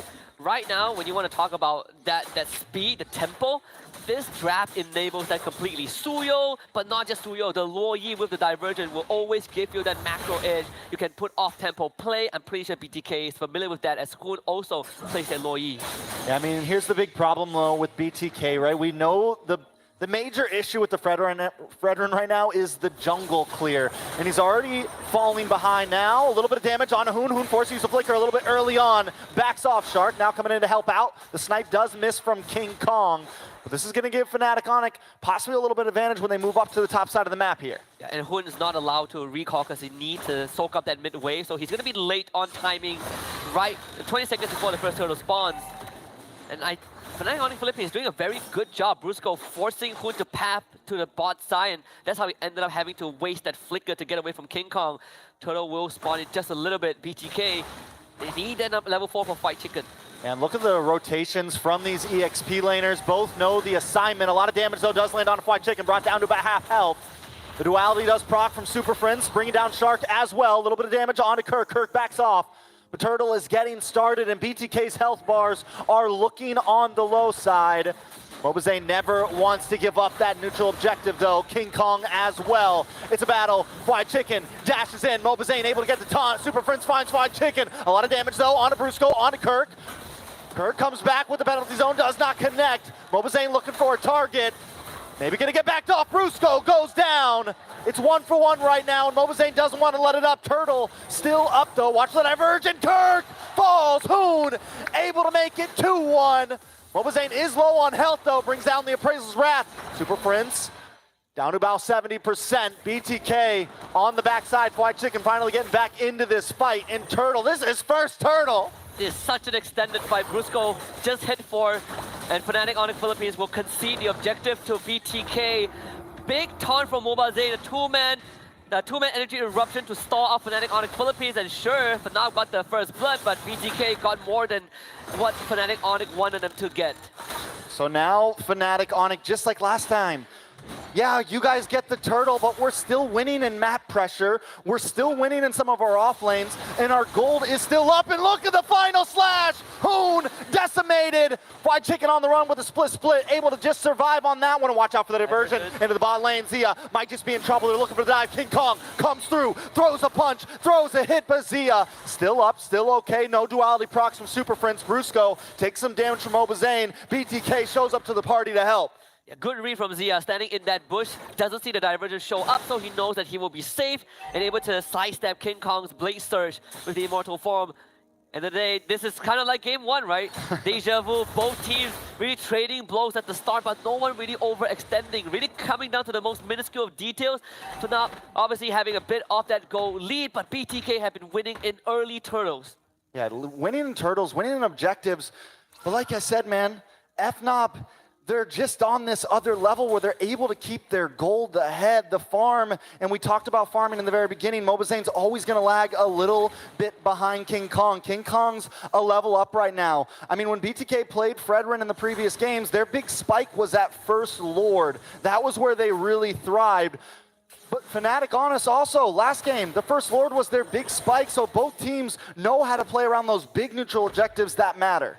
And I think BTK are starting to understand that a little bit more. Hun did steal the diversion, right? You want to match that cross-map movement from Fnatic on the Philippines, you now have the tools to do so as well. For BTK, they definitely are not too worried about that spike for now. They just want to buy time for Mobazane to get his restores. Every single time Fnop makes the move, Mobazane is forced to join. That's why he's been lagging behind. You know, it's second turtle, and it already feels like we've been in this game for at least 10 minutes.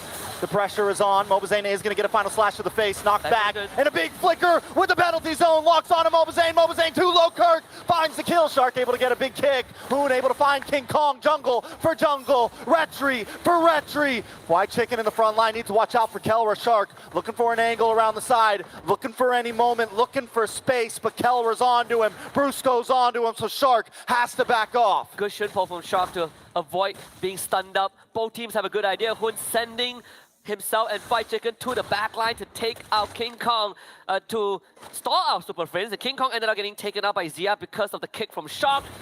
So that means this turtle is going to be stalled out. We only saw 2 turtles in game 1 because it was so dragged out that the Lord decided to just take over his position. We might have that again because both teams are not relenting. Yeah, I mean, literally, forget the lanes. We're moving all 5 of our teammates down to this pit from both sides. A little bit of damage does land on. Big kick onto Kirk. Kirk brought back to the team. Kirk taking some damage. Watch the diversion. Where did he go? Kelra to the backside. Zia able to take out Kirk. King Kong takes the turtle, though. But now, Brusco's in trouble. A double kill for Zia as Fried Chicken zones away King Kong. Mobazane now into the jungle. The duality does proc. Watch for the sniper, but it's not enough to take out Fried Chicken. Mid-tower drops, and BTK claim back the map. They might have stolen Fried Chicken's Arlet, but that flicker into that slam. Again, hitting the backline. Super Friends forced to use his diversion to disengage at an instant. So at the drop of the pin, Fnatic Onyx Philippines knew that they could not continue that fight. That's why they gave out space. And throughout all of that, BTK didn't really amass much of a lead, but at least this time they got that mid-tier 1. So a macro advantage, a minor macro advantage. In fact, for BTK, Divergence play also spotted out by Hoon. So that information relayed over to the rest of his teammate. Now Zia gets space up top. Yeah, which is huge, right? Getting that diversion, knowing that it was coming, saves Shark from falling into that bush, saves the rest of the team, and gives a nice idea of what's going on in Fnatic Onyx PH's minds.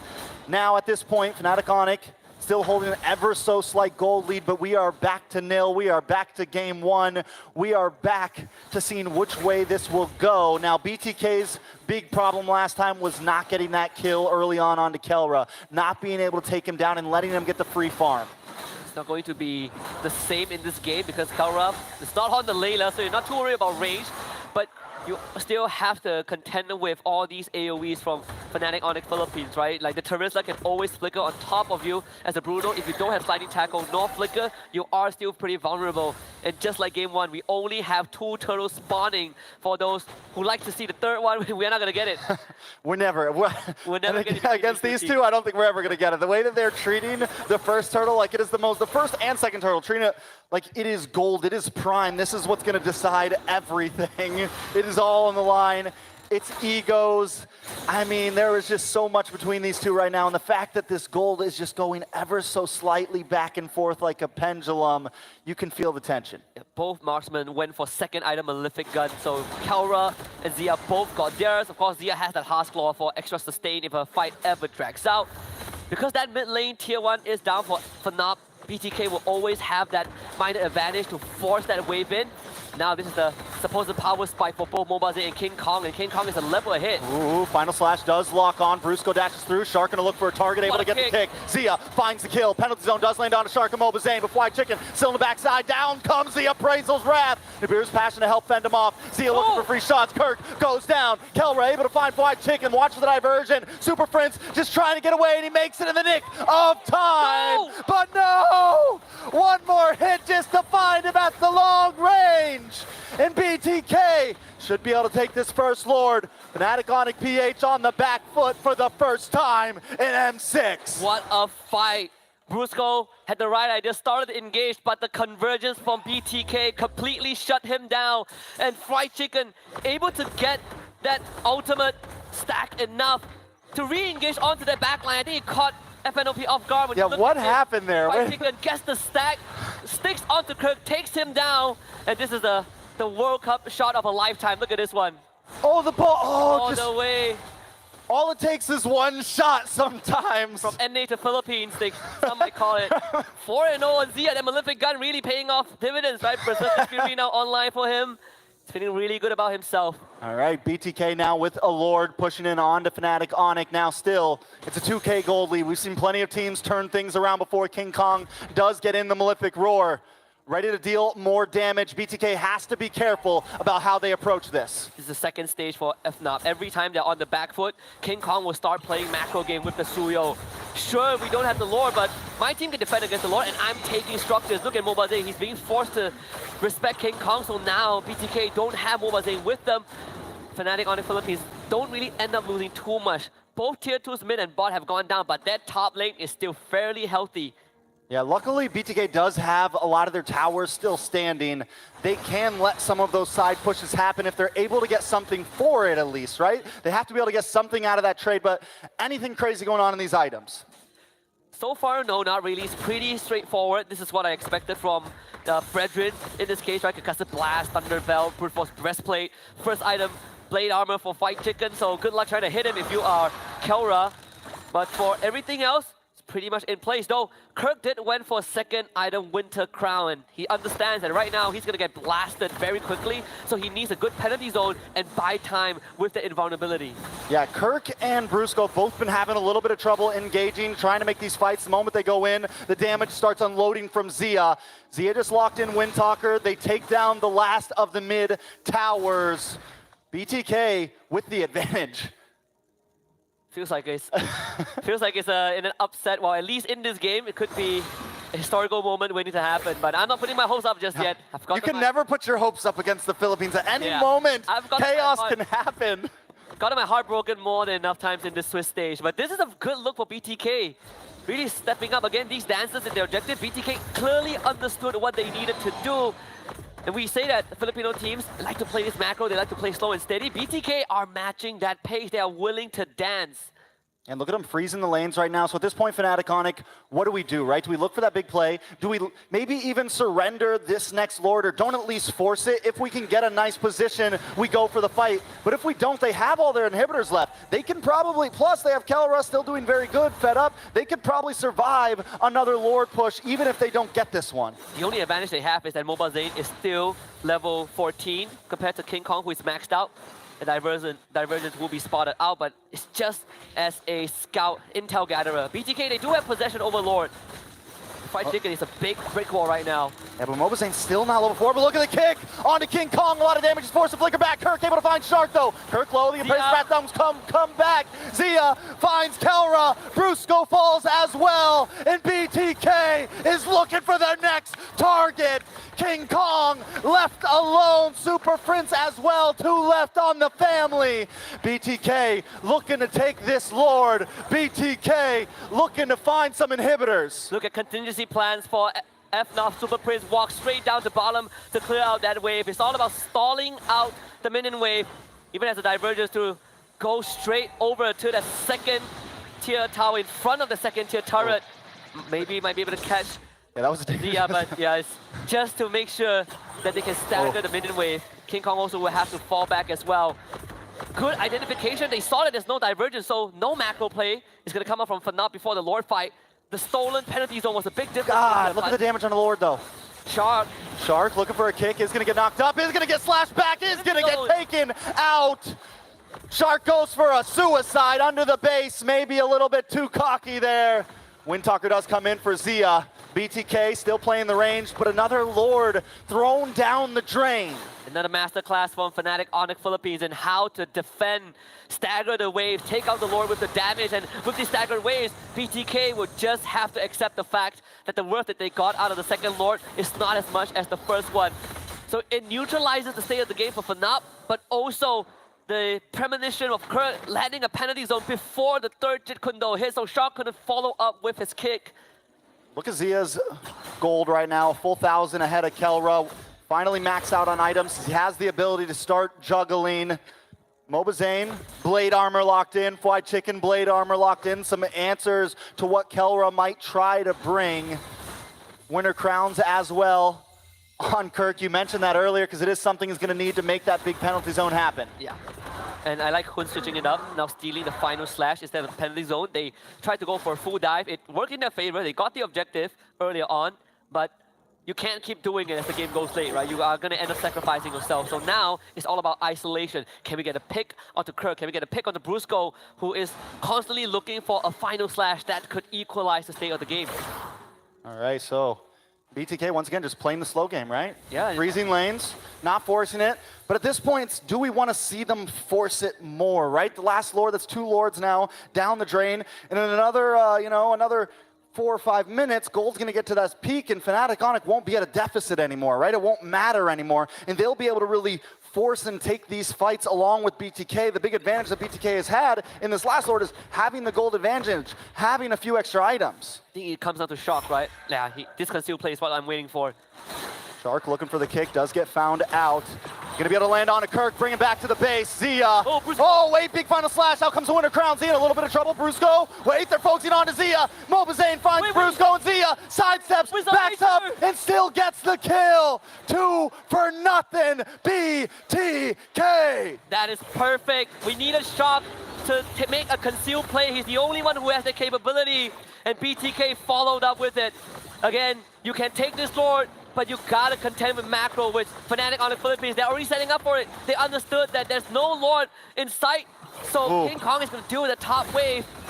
Lord number 3 for the Bloodthirsty Kings, and this one has to start cracking inhibitors. Yeah, this one has to maybe even finish it at this point, because it's going to be, what, another 2 or so minutes, longer than that for the next Lord. By the time the next Lord comes up, my Fnatic goodness. Onyx Philippines will be at a point where we're ready for the 5v5. We're ready to throw hands with you. We're ready to throw fisticuffs.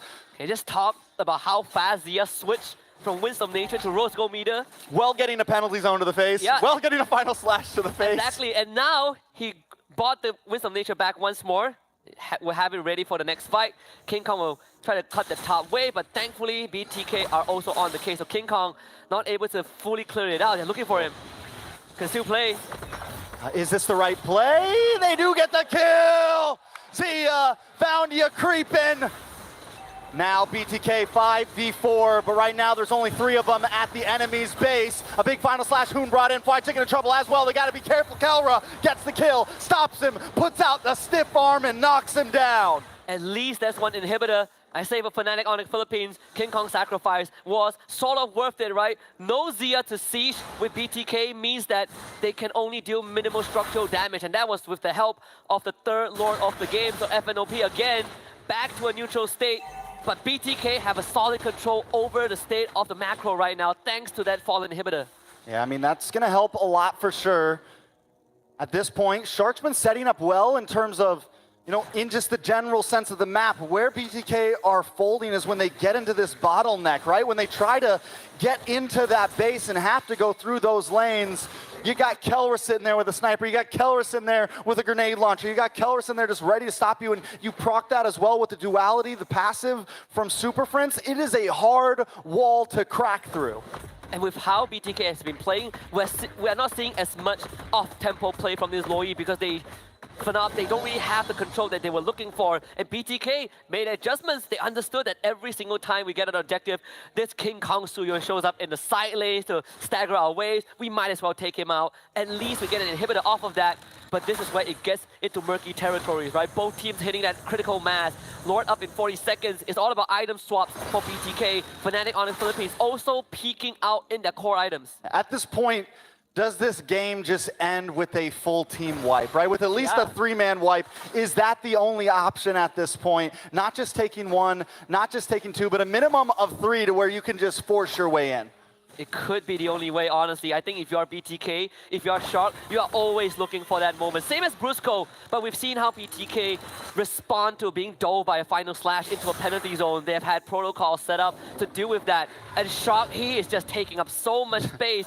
And Fnatic Onyx Philippines are respecting the show. Yeah, they're definitely respecting it. Nobody's forcing it.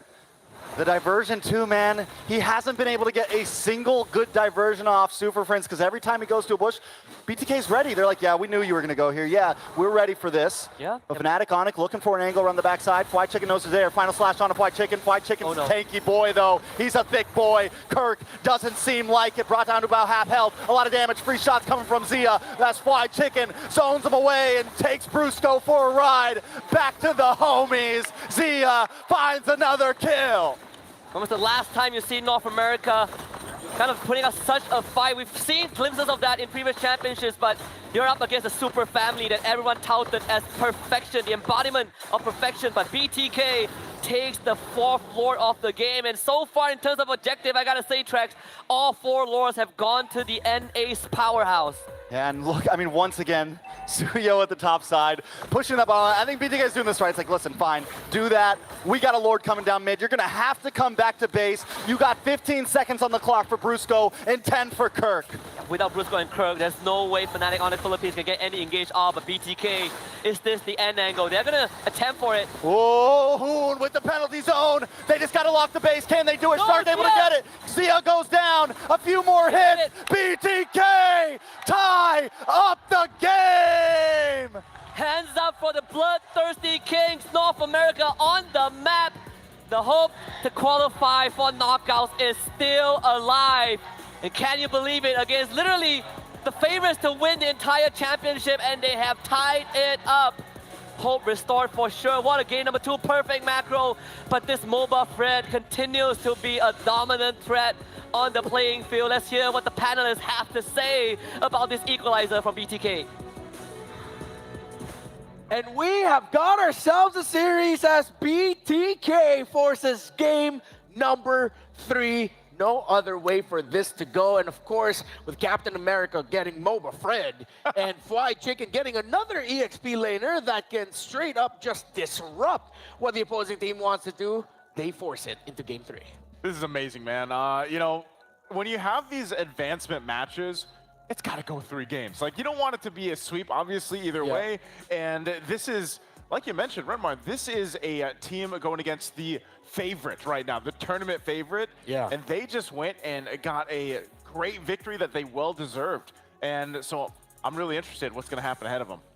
Same, but at the same time, on a technical level, I'm very proud of both of these teams. Again, I think that, you know, North America should be looking at BTK because they're coming from a very interesting angle to approach Fnatic Onic PH. They got a lot of their power picks stolen, and yet their adaptation extremely smart. Take out that front line first, keep them down underneath the water. That way you have a clear path to look for these bigger fights later down the line against Super Friends, who again was very scared to walk up once all the big boys from BTK started to scale. Fly basically takes no damage. Boba's aim also basically takes no damage. Yeah, the glue at the end of the day was the kicker pick for BTK because really it just stopped a lot of the engagements that every time Brusco and Kirk were forward and they went in just a little bit too deep. The moment Fly Chicken showed up in front of the backline, in front of Friends, in front of Kelra, the Arlott and the Terizla were helpless, Naisu. Yeah, I think Flyde and Shark both obviously played a huge part to this victory. This is now back-to-back, you know, 20-plus minute games. I think the previous one just over 20. But that just shows how locked in BTK as a team can be for, you know, that endurance run, because really from start to finish, they played it well. I feel like they really corrected what happened or what didn't work out for them in the previous game. They made good adjustments. And it's funny because we had that discussion earlier about the whole coaching or not having a coach helped them out. Well, clearly they were able to talk things out in the player room and then adjust quick enough to bring this performance for game 2. They were really on the same wavelength about how to actually approach Fnop in a lot of these moments, right? Early game brawling was actually super important for BTK, and obviously it could have gone either or, but generally they're overreaching, right? It's not about the neutral objectives anymore. It's really about how do we take away the supply lines from Fnop so that people like Kelra, as much as he can do well in lane, if Zia just gets just a little bit of help, gets that first initial kill, we can snowball him out of control by being a brick wall that he can hide behind. Yeah, one of the biggest things that Fnatic Onic Philippines needed to do was hold on to that mid lane tower for as long as possible. It fell at around 5 to 6 minutes after questionable positioning around a major objective from Fnop that was punished quickly by BTK. And after they lost a little skirmish where they were forced back, BTK pushed forward, broke the tower in mid that just lost all the room in the map for Fnop. Oh man, look at the amount of damage that Fly Chicken was able to absorb in this game. He was able to absorb so much here, over 176,000 damage, and especially when we're looking at the composition from Fnop's side, like it's not like he didn't eat a couple of shots from Kelra as well. Not only that, but just like Renmar mentioned earlier, the fact that you soak up all that damage, you also stop a lot of the idea from Kirk where he wanted to set things up with the penalty zone. He wanted to look for those angles if he could, but because they stop it and they lock it in, that kind of gets rid of it. And you know, for our MVP for this match, it's going to be Zia here on the Bruno. He was able to basically have a game that Kelra had previously. You know, he didn't have to worry about too much. He was able to work with the space that the team created for him. And even to top that off with what Fly was able to do, Hoon half the time took the penalty zone himself, and then they utilized that tool in their favor to work out for winning those team fights. Yeah, this Bruno was well protected, again, with a very tanky front line, with Fredrin and the glue holding it, no matter even if the Arlott and the Terizla on the side of Fnatic Onic Philippines could reach this Bruno. The question was, can the damage dealers reach the Bruno? And the question for majority of the engagements was no. Honestly, the answer, no. Yeah, the answer was no. But I think, you know, the Bloodthirsty Kings, especially when you're looking at, like, what is the main idea of the composition? Is it truly pick-off? And I would say, no, it's actually not about pick-off. It's about chasing down your opponents. So it's really, how do you bait the reaction out of them, right? And I think that Fnatic Onic PH, as much as we went into the drafting phase of Brusco stealing away this Arla pick, which would have been a big enabler for the side of the Bloodthirsty Kings, there's a certain level of execution that needed to be done. And unfortunately, the combo also with the penalty zone as well as the final slash. It worked a couple of times when Bloodthirsty Kings were out of position, but generally Kelra was not able to land a clean combo overall in this game. And once those ults are done, you can see Mobazame, first item, Thunderbelt, second item, Brute Force, Breastplate. He's running at you. And again, the best strength of this North American team now is that Mayweather-esque playstyle. They love the counter-engage and the counter-punch. Unfortunate that the boot, or well, the ball followed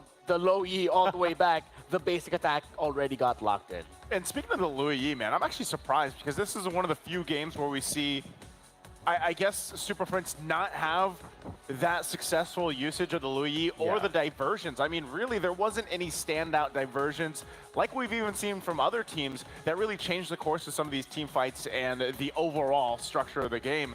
Whereas he was a lot more on a decision of, I got to be defensive with it. It was way more, it was used way more for escaping than it was for trying to throw off, you know, the positioning or anything else of BTK. Yeah, when you have such a tight formation, even coming from the flanks is going to be tricky. So now, if in game number 1, the question of Bruno was answered by the Layla, now Fnatic Onyx Philippines for game number 3 have to answer the question of Captain America's pick, that Fredrin, I swear, needs to be respected. It needs to be respected, but I don't think it needs to be banned. I think we need to understand the angle of why exactly did these series of events end up happening for Fnatic Onyx in the first place. And a lot of it just came down to when we were brawling for this neutral objective, we ended up losing the most important structure on the map, the mid-tier 1. Because when you're up against a chase composition, you need to fall back into a structure, and especially when you're in that mid lane, plenty of access points to get there. And unfortunately, once that was done, BTK saw that opening. Hey, every single time we play for neutral objectives, we can just chase them down and fight. I think this puts it, the reason why the Fredrin works so well, and, you know, the whole world knows about this because we were stuck in that meta for the longest time, but you just allow Mobazane to just focus on those objectives, tank up what he needs to, but also pay attention to what's happening around them, and that's where they capitalize off that. So, yeah, I think it doesn't need to be banned either. Like, I don't think you go and waste a ban slot on that, but it definitely needs to be answered in a way with how they handle the draft going against a Fredrin if it pops up again. Well, don't forget, inside the game, you have a lot of great goodies you can get with the pass. November 22 to December 29, again, it is still there. The support chest is available. It's just 50 diamonds per support chest and all that stuff. It helps you get to that pass. The points in the pass where you get the goodies, especially for that Claude figurine right in front of us. Now, one of the major questions that we ask every M series is what makes the MVP? What makes the most valuable player of each team? There's a lot of qualities and a lot of different ways to look at it. Here they are.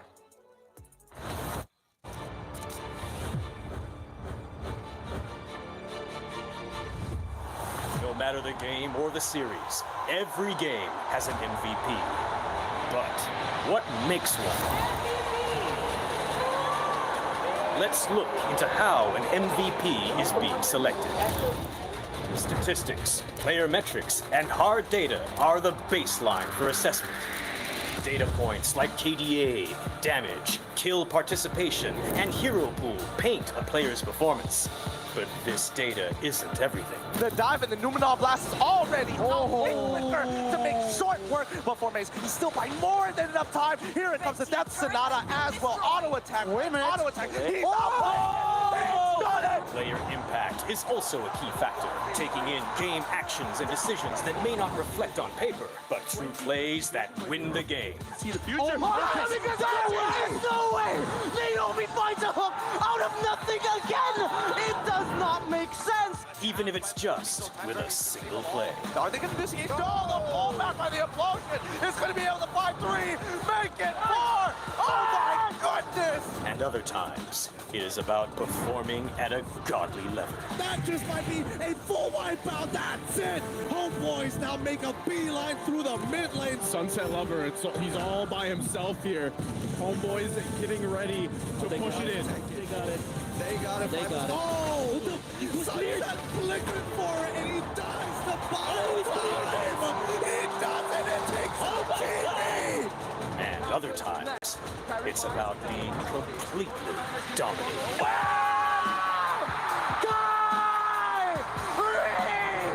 We weaving in and out, stinging like a bee. There's a knockup, down goes Edward. Huge punish from Onyx, but the Filipino sniper takes one from the back. Kenny, though, Give it to him. 3 members chasing him down, and there's only so much alone Kenny can do. There's the wipeout. There's the last takedown. How would you decide the MVP?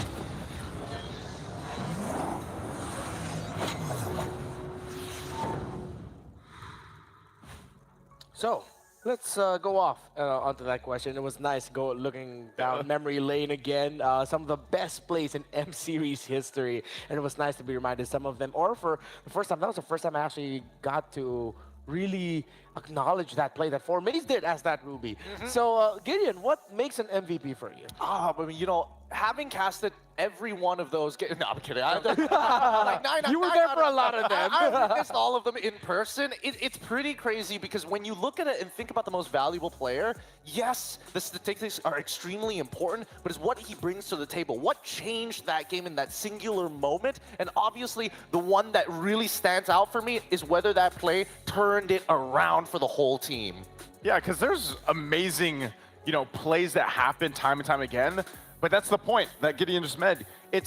Does it turn a team like in their favor or a game in their favor based off that single play? Is it this moment or is it a culmination of moments that happen? And the greatest players that we think about, even with that preview that we got there, that's usually the case, right? Those are those singular moments that turn the tides and bring those teams the success. Now, here we are, game number 3, and an MVP performance from any of the players that we see on our screens right now could be the difference maker in deciding who will move on to the knockout stages to join, potentially, Falcon, NIP Flash, Twisted Minds, CFU, and Team Spirit, as RRQ Hoshi are the only team that you can say 100% have moved on to the knockout stage. BTK's Moba Zane said, I hope that teams continue to underestimate our strength. And now we find ourselves in the cusp of history potentially repeating itself as BTK might pull off an upset against the Filipino champions, similar to what they did in the M3 World Championship. The Super Fam gets blue side and they ban the Fredrin. Oh, so it was worth the ban in comparison to what me and Gideon both thought here, but that's respect. That's the purest form of it, and we already know, you know, Bloodthirsty Kings, they're on that quest. They're one step closer. They just need that one little thing to do to get there. And then you take out one of the biggest success heroes that they found, the Fredrin, that might be maybe one of the many things that Fnop needs to do. I think another pick that they might even consider at this point is probably also stealing away that Bruno from Zia, make it play something a little bit more volatile. But no, BTK, they're one step ahead. They're like, okay, we're not even going to give the option of stealing, so let's make the gold lane interesting. Let me help you. Let me help you out. Okay, they take away the Bruno. Funnily enough, that might actually also turn off the idea of Fnatic Onyx Philippines having enough damage take down another glue pick coming in from Fried Chicken. Now, if you're asking, okay, what does Captain America play now? Oh no, his Fredrin's gone. Well, I mean, he showed off this in game number 1, but if you look back at the more the utility-minded junglers that he showed off in NACT, there are 2, Alpha and, well, Akai. Oh, but this is great coming in from Fnop's side. A strong opener once again with that show. Again, Shark is really, really dangerous here, right? From his time in M3 all the way to now, the biggest evolution is that he is not afraid to make the play anymore. Under pressure, usually you see him making some awkward decisions, but now he is decisive and he is extremely, extremely quick on the call. That was the glaring thing from the previous game where, yeah, typically if you've been watching Shark for a while, maybe he makes some hesitation. And this could actually be for a lot of roamers that are developing, and then eventually something happens in their development as a player to the point where they're just confident alongside the team with them to follow through on the initiations that they make. And sometimes, you know, some people might be watching and be like, why did they do that? Why did they go in? But usually it's for the better of the game, and you can see these picks come up already. That is the Hilda being locked in here. Of course, the Suyo again. I love it. I love the Hilda pick. Really strong as an EXP laner. A great flex. And now even for not going into that Joy for some late game insurance while still being able to fight around the map. This is going to be interesting. Interesting pick, as the Alpha is still open for Fnatic Onyx Philippines to take, but they decided to take the Joy. Could be a little bit greedy, but could also be Fnop signaling that, yeah, we're looking at Zia and Hoon to be our main takedown targets. I think they might also want to consider playing the Loyi once again, because like if you are going for Joy, oh yeah, Yves is wide open.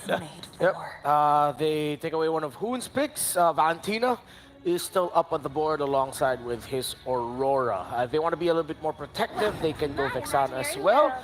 But let's see which one it is. Ooh, they get the 1-1 first for Zia. Okay, well, we knew that the gold lane was going to be shaken up a little bit here.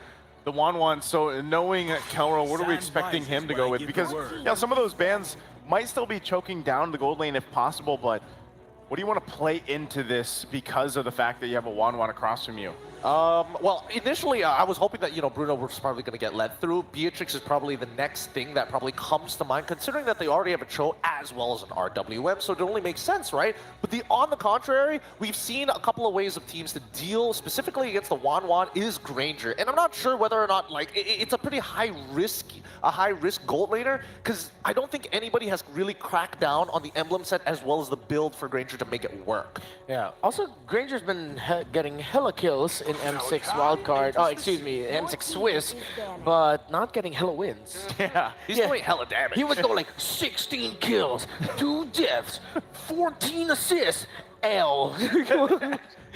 Looks cool, but yeah, it looks cool. You gotta win. It's kind of cursed. Actually, wait, what's its current win rate now that we think about it? We can probably double check that in just a bit here, because as we see Akai, the follow-up ban for the side of Fnop as BTK holds priority, the fact that they're banning out this Khalid begs a couple of questions, right?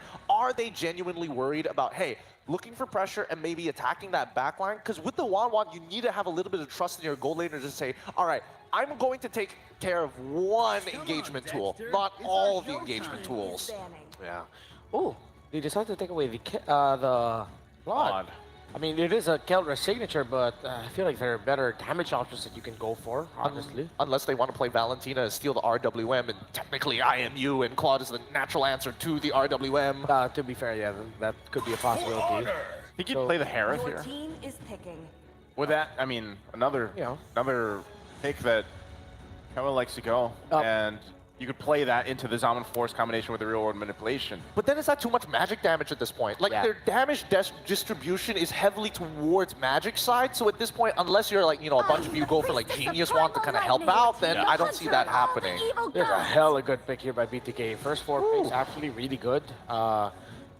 Because you take away comfort for Kirk. Now this might actually swerve Kirk to go into the XP lane Cho, and then they get a different pick for the roamer, maybe Brusco signature and the Gatot. But then the problem is, it's not really a backline heavy comp. BTK are looking to play sort of divey. Still, it's gonna be the 1-1 staying in the back, but the 1-1 wants to get kind of close to hit those marks.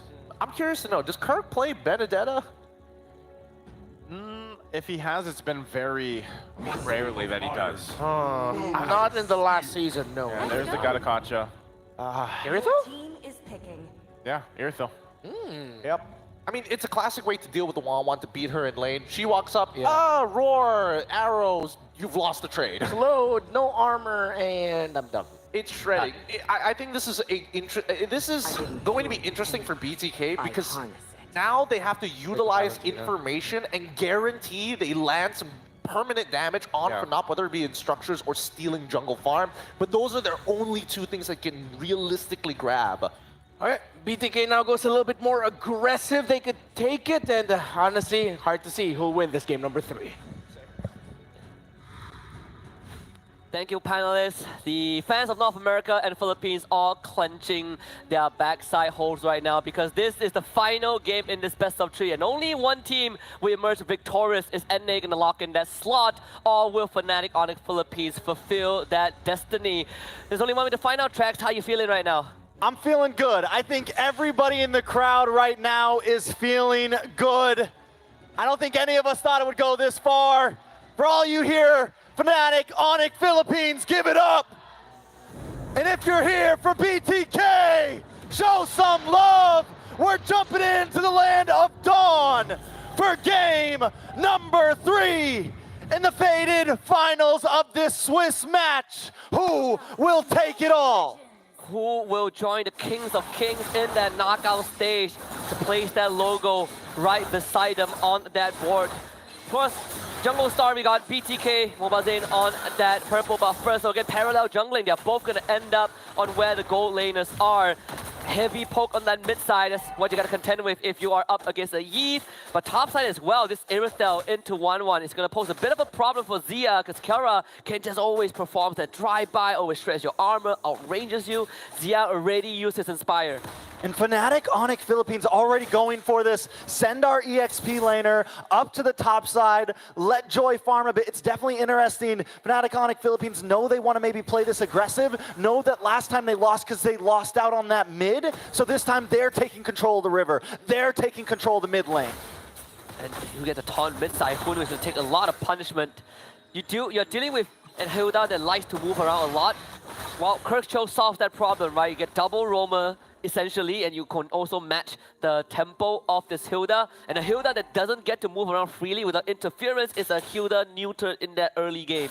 And look at the pressure already on to Moba Zane. Did he steal that? King Kong? King Kong just used the retry. It's like, listen, bro, we know what we need to do. We're going to slow you down. We're going to be in your face all game today. He's going to hit 5 first, and he will have retry back up in time for the turtle. So nothing much was lost for King Kong, but for Moba Zane, you can already feel that pressure, right? This Yeeve got taught, this show just outpacing BTK's lineup at the start. Edith, Hilda, they all have to just take it in their face early on. Yeah, a little bit of damage on to Kirk there. Hoon and Shark got to try to clear this wave quick to get over to this turtle, but Brusco and Kirk already in position to zone them away as Moba Zane tries to get this purple buff. There's no time. King Kong able to take the turtle, but 2 WMs come down. Shark goes down with them. Fried Chicken falls. Super Prince on the aggression as Moba Zane is forced to back off with Kirk in his face. Very unfortunate for BTK. They decided to take that fight, which I feel like they should have just let it go because, again, Moba Zane was late. Ooh. He's going to go down. Big Way of the Dragon does land on to Moba Zane, and Brusco takes the kill. Kirk showing off in the jungle. Didn't take that loss in the second game lightly. And FNOP, this is the biggest goal lead generated by one team in this series thus far, right? At least this early on, below 3 minutes, almost a 2K advantage for Fnatic Onyx Philippines, but the worst has yet to come. All lanes are won by the Filipino super family, and BTK are struggling at every single corner. Yeah, the super family feels like a different beast right now coming into this game. The past 2 games, the highest gold lead we saw for about the first 8 minutes was 500 or 600 gold. Yeah. This time, Fnatic Onyx Philippines is kicking things into gear. The engine is revving. And Fnatic Onyx Philippines are showing BTK why they're the favorites. And look at Kirk. He's going to proxy this wave. And BTK, there's nothing that he can do about Kirk. He's just going to waste time. Kirk able to get the kick, trying to run away, but they should be able to get the kill here. Kirk still surviving, but wasting time. Precious seconds of BTK. If Zia has any spidey senses, it's a good time to start considering backing off. Just give out space to Fnatic Onyx Philippines. Wait for backup. You can't really do much in this situation. Again, FNOP just moves so much faster. King Kong once more taxing that purple buff of Moba Zane, just like how he did in Game 1 when we had a similar matchup. Yeah, Zia gets his first item locked in. He finally gets that Corrosion Scythe. Gonna help out a bit, but it's still gonna be some time. You know, the Wan already not the most extreme meta hero we've seen. I think Skylar is one of the only ones that have really pulled it off amazingly so far in M6, and it takes some time for it to really pop off. Fnatic Onyx know this. That's why they're putting on the pressure. BTK has to try to hang on. Not only that, how are you going to unlock all that weakness points for your ultimate, right? All of them are so mobile. Cho is going to dance around, you know, with his Jit Kundo and Shunpo. You got to try to contend with the RWM the Super Free is going to set up. It's tough. Kirk, once again, hunting for Moba Zane, man. Kirk knows the assignment right now. Here comes the AOG, able to lock on. Hoon, able to steal it. RWM does come out. Brusco with an AOG of his own. The damage lands on a Shark. He brings out the primal form. They'll run a little bit of trouble. Zia going toe-to-toe, but he might get taken down. Zia falls. King Kong gets the kill. As Fried Chicken looks for the next target, Moba Zane able to lock down Brusco. 1 for 1, turtle for turtle. BTK cannot breathe that big sigh of relief just yet, because that was only possible because it was the early game, right? Kara doesn't have his items just yet. Any other situation, he would have blown up Zia in under 3 seconds. So BTK, they got the turtle somehow. Mobazane, as always, good on their retreat button. Even getting 2 kills for themselves. King Kong will attack the purple buff again. Can they stop him? King Kong low. Oh. Mobazane misses. King Kong just gets away. Threads the needle. Able to slide out to safety. And he takes the purple along with him. Even takes the buff. After missing his retribution, I believe. Yeah, King Kong used his retreat first and still got it. Bot side, they want to look for a play. AOG comes out, does not lock on to Zia, but does fend him away. Zia's dancing right now. He's looking for towers. He's looking for space. He's looking for gold because he knows the clock is ticking. And right now, Kelra's clock is ticking much faster. Now, Kelra is accelerating for sure. He's going to go for... I mean, he went for Hask Law straight for first item, then only completed his tough boots. It will only get harder from here. Berserker's Fury will be the second item for sure. For Kelra, if he at some point wants to go for Blizzard Gun, I wouldn't be against it for the extra range against such a short-reaching team like BTK. Hoon takes the AOG once again, looking for some looking for some engaged possibilities. I think the goal is maybe don't use it so early, maybe wait out until you pop that AOG. Don't make it the first skill to come out of your team. Use it as a response, use it as a chase, use it as, peeling for your team, something else than just diving into your enemies. It's all about picking up poison. If you steal AOG, then RWM is going to be kind of that obstacle, and vice versa, right? If you steal RWM, Bruce can just jump on top of you with his Avatar of the Garden. So in this case, I think Hoon has to really make those smart decisions. Stalling on this mid wave is the first step. Third turtle now, the point of contention. Oh, Kirk with another kick. Puts Mobazane back into his grave. Why Chicken falls next and Hoon's in trouble. He's looking for the escape, but there's no escape from the super family. A triple kill for Kelra. And the advance keeps coming. BTK against the ropes. Fnop are just too fast for BTK to keep up. This was the second time that Fnop makes a move. And BTK tried to fight and they lost. Zia gets crossbow Tang, able to find Kirk. More shots fired off. Can he back off, Shark? A little bit of trouble. Kelra gonna go in for the chase with the dive, but does not find another. BTK just slide by. Guess it's the silver lining. Consolation prize getting Kirk. Zia getting the kill is massive. Had to use Inspire for it. They still lost the mid tier 1, but BTK needs to really stabilize this game. King Kong once more steals the purple buff. Wonder if we could get a stat of how many purple buffs King Kong has stolen from Mobazane. 2 levels ahead of the Suyo. Mobazane forced to go to the top side, and everyone else from BTK now starting to recognize that we need to stick by Zia. He is the president of North America right now, and we need him alive. We need him for that late game. At this point, the amount of buffs that Mobazane has gotten, he's a glorified EXP laner. It's definitely tough for him. Yeah. He can't farm, he can't get his purple, he can't get his orange, and even look at King Kong now on the mini-map. He's going for another one. The damage is outputting. Mobazane just able to get it, but even that's a hard time. It's also a minor switch up from King Kong, this time going for Temporal Rain for the talent instead of the War Cry, so then reduce cooldown for his dashes. Even more mobility given over to the Joy in these team fights, right? At the drop of a hat, King Kong can just decimate this backline. And you don't necessarily have to dive onto Zia. If you can get a Hoon, that is good enough. If you can force Zia out away from the fight, it is already a win condition. And not only that, Kelra can always catch up with that sprint on this Irithel. They got to do something about Kirk, man. Kirk is having a hard time. I mean, Kirk is just making them have a hard time. Shark goes down. King Kong, I saw it coming. I'm watching the mini-map, and Shark's just inching closer and closer to Kirk. Man, and I mean, similar. Right now, the Cho has just been such a strong pick from game 2 to now. It has been a decider. Isolation factor that it provides with the kick. And from the start, I already pointed out that this Edith is going to have a hard time even trying to keep up. Yeah. And now we are seeing Shark just not having a game at all. Oh, a little bit of damage on a Mobazane. A lot of damage on a Mobazane. Kelra finds another one. 4-0 in 2. King Kong solos the Lord. And Fnatic Onic inch closer to their ticket to the knockouts. I feel like Fnop has taken off the weights, right? And Rock Lee weights, they've taken it off, and they're now ready to draw. Yeah. Just moving at supersonic speed, almost 6k goalie with the first Lord. BTK might have to let this go. Yeah, they're gonna have to back off and look at the kick! Kirk! How do you do it? 5-man white cleans their clocks. Mobazane back on the map, trying to defend. The minions are there. Fnatic Onyx backs off, but there's still a Lord coming, ready to knock down the castle. This is, it might be early to say this, but I'll say it anyway. It's a checkmate for BTK. No amount of miracle can save NA right now. Fnop can go for the end. That's it. AOD to the back. Mobazane off the map. Fnatic Onyx attack. They want their name on the plaque. BTK trying to defend, pushing them away once again. Fnatic Onyx PH. Let it happen. Let it burn slow, because the Lord is still coming. The Lord hasn't even arrived at any of the structures just yet. And Fnop can continue to put an impact. I mean, look at the damage. He's just taking out the front line of BTK like they were made of butter. BTK stuck in the base, waiting for hell to come right now.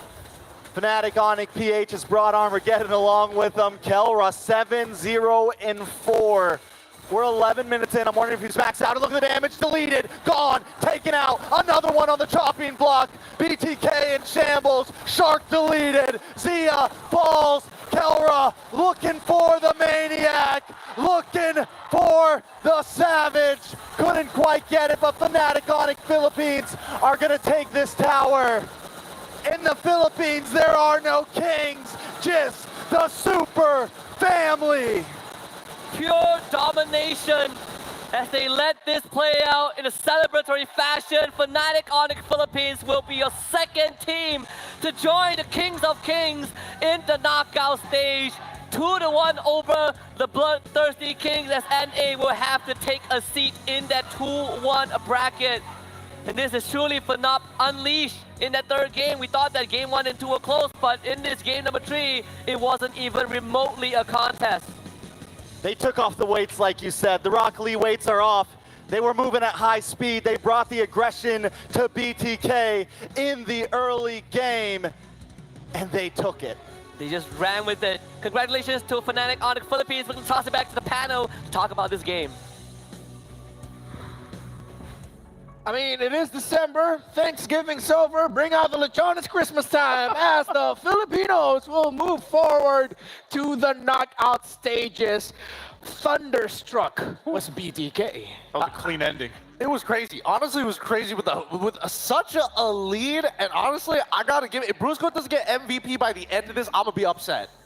Brusco is your pick for MVP. Brusco, my bad. I was already thinking. I was thinking Kirk. I was literally talking about. I was literally talking about. I can't. Yeah, you were literally going, "Oh my God, Kirk!" The Cho is such a pivotal pick here. Oh my goodness, so good. So good. I just across the board. This game 3 was like, I mean, it was under 12 minutes too. Yeah. But just a complete dominating game for Fnop, and realistically, if you've been watching them for a while now, this is I don't even know if I could say this is their peak gameplay. Like, I feel like there's still something in the tank here for them, but it was an absolute just performance from them. And I think peak MLBB obviously in this game 3 for them. But yeah, I think Kirk 100% was deserving of MVP for this game because he did so much on the Cho pick. And the casters mentioned this too, how great this hero alone has been. But in the hands of Kirk like this and how this played out, phenomenal. I don't know about you, Rema, but do you feel like, Fnatic Onyx PH felt a little disrespected, and now it's like, okay, we got to put the hammer down. We got to show who's Papa. That's what it felt like. That's what it felt like when we saw RRQ go up against Twisted Minds and they qualified, and that's what it felt like in this game number 3 after BTK was able to test Fnop in the first 2. Thunderstruck again, they were left. Let's go on over to the stage with Rose and members of Fnatic Onyx. The second team to officially make it to the knockout stages. Fnatic Onyx Philippines taking a 2-1 win against BTK. And right now I have with me King Kong and of course, Coach Why Not. Hello, first of all, congratulations guys. Thank you. Okay, King Kong, let's start with you. You just went through 4 intense days of Swiss stages. How do you feel the competition is like right now in the M6? Sobrang saya. You're happy, but is the competition like intense or you think it's easy? Minsan intense, minsan easy.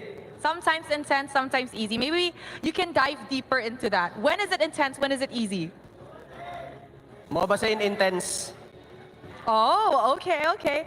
Now, I like that. I like that. We'll get to that later. Okay, Coach. Coach, why not? I'm pretty sure not just us here, not just the casters, but people all over the world were probably wondering, Coach, why Layla? Why Layla? Yeah, maybe you can explain why you guys decided to pick Layla. It's the first time. I think it's a tribute to Malaysia, to the great Chico guys. Right? Chico. And Kelra respects Chico very much. So it's something that he thought about, yeah, that it might counter Bruno. And yeah, it was a success. Okay, I like that. I do think it is a good tribute to Chiku, guys. And it's nice to see that Kelra actually does respect Chiku, guys. And I'm pretty sure he's watching right now. You know what? Hi, Chiku. Look, you might not be in M6 this time around, but there are players that still look up to you. Thank you very much, Coach.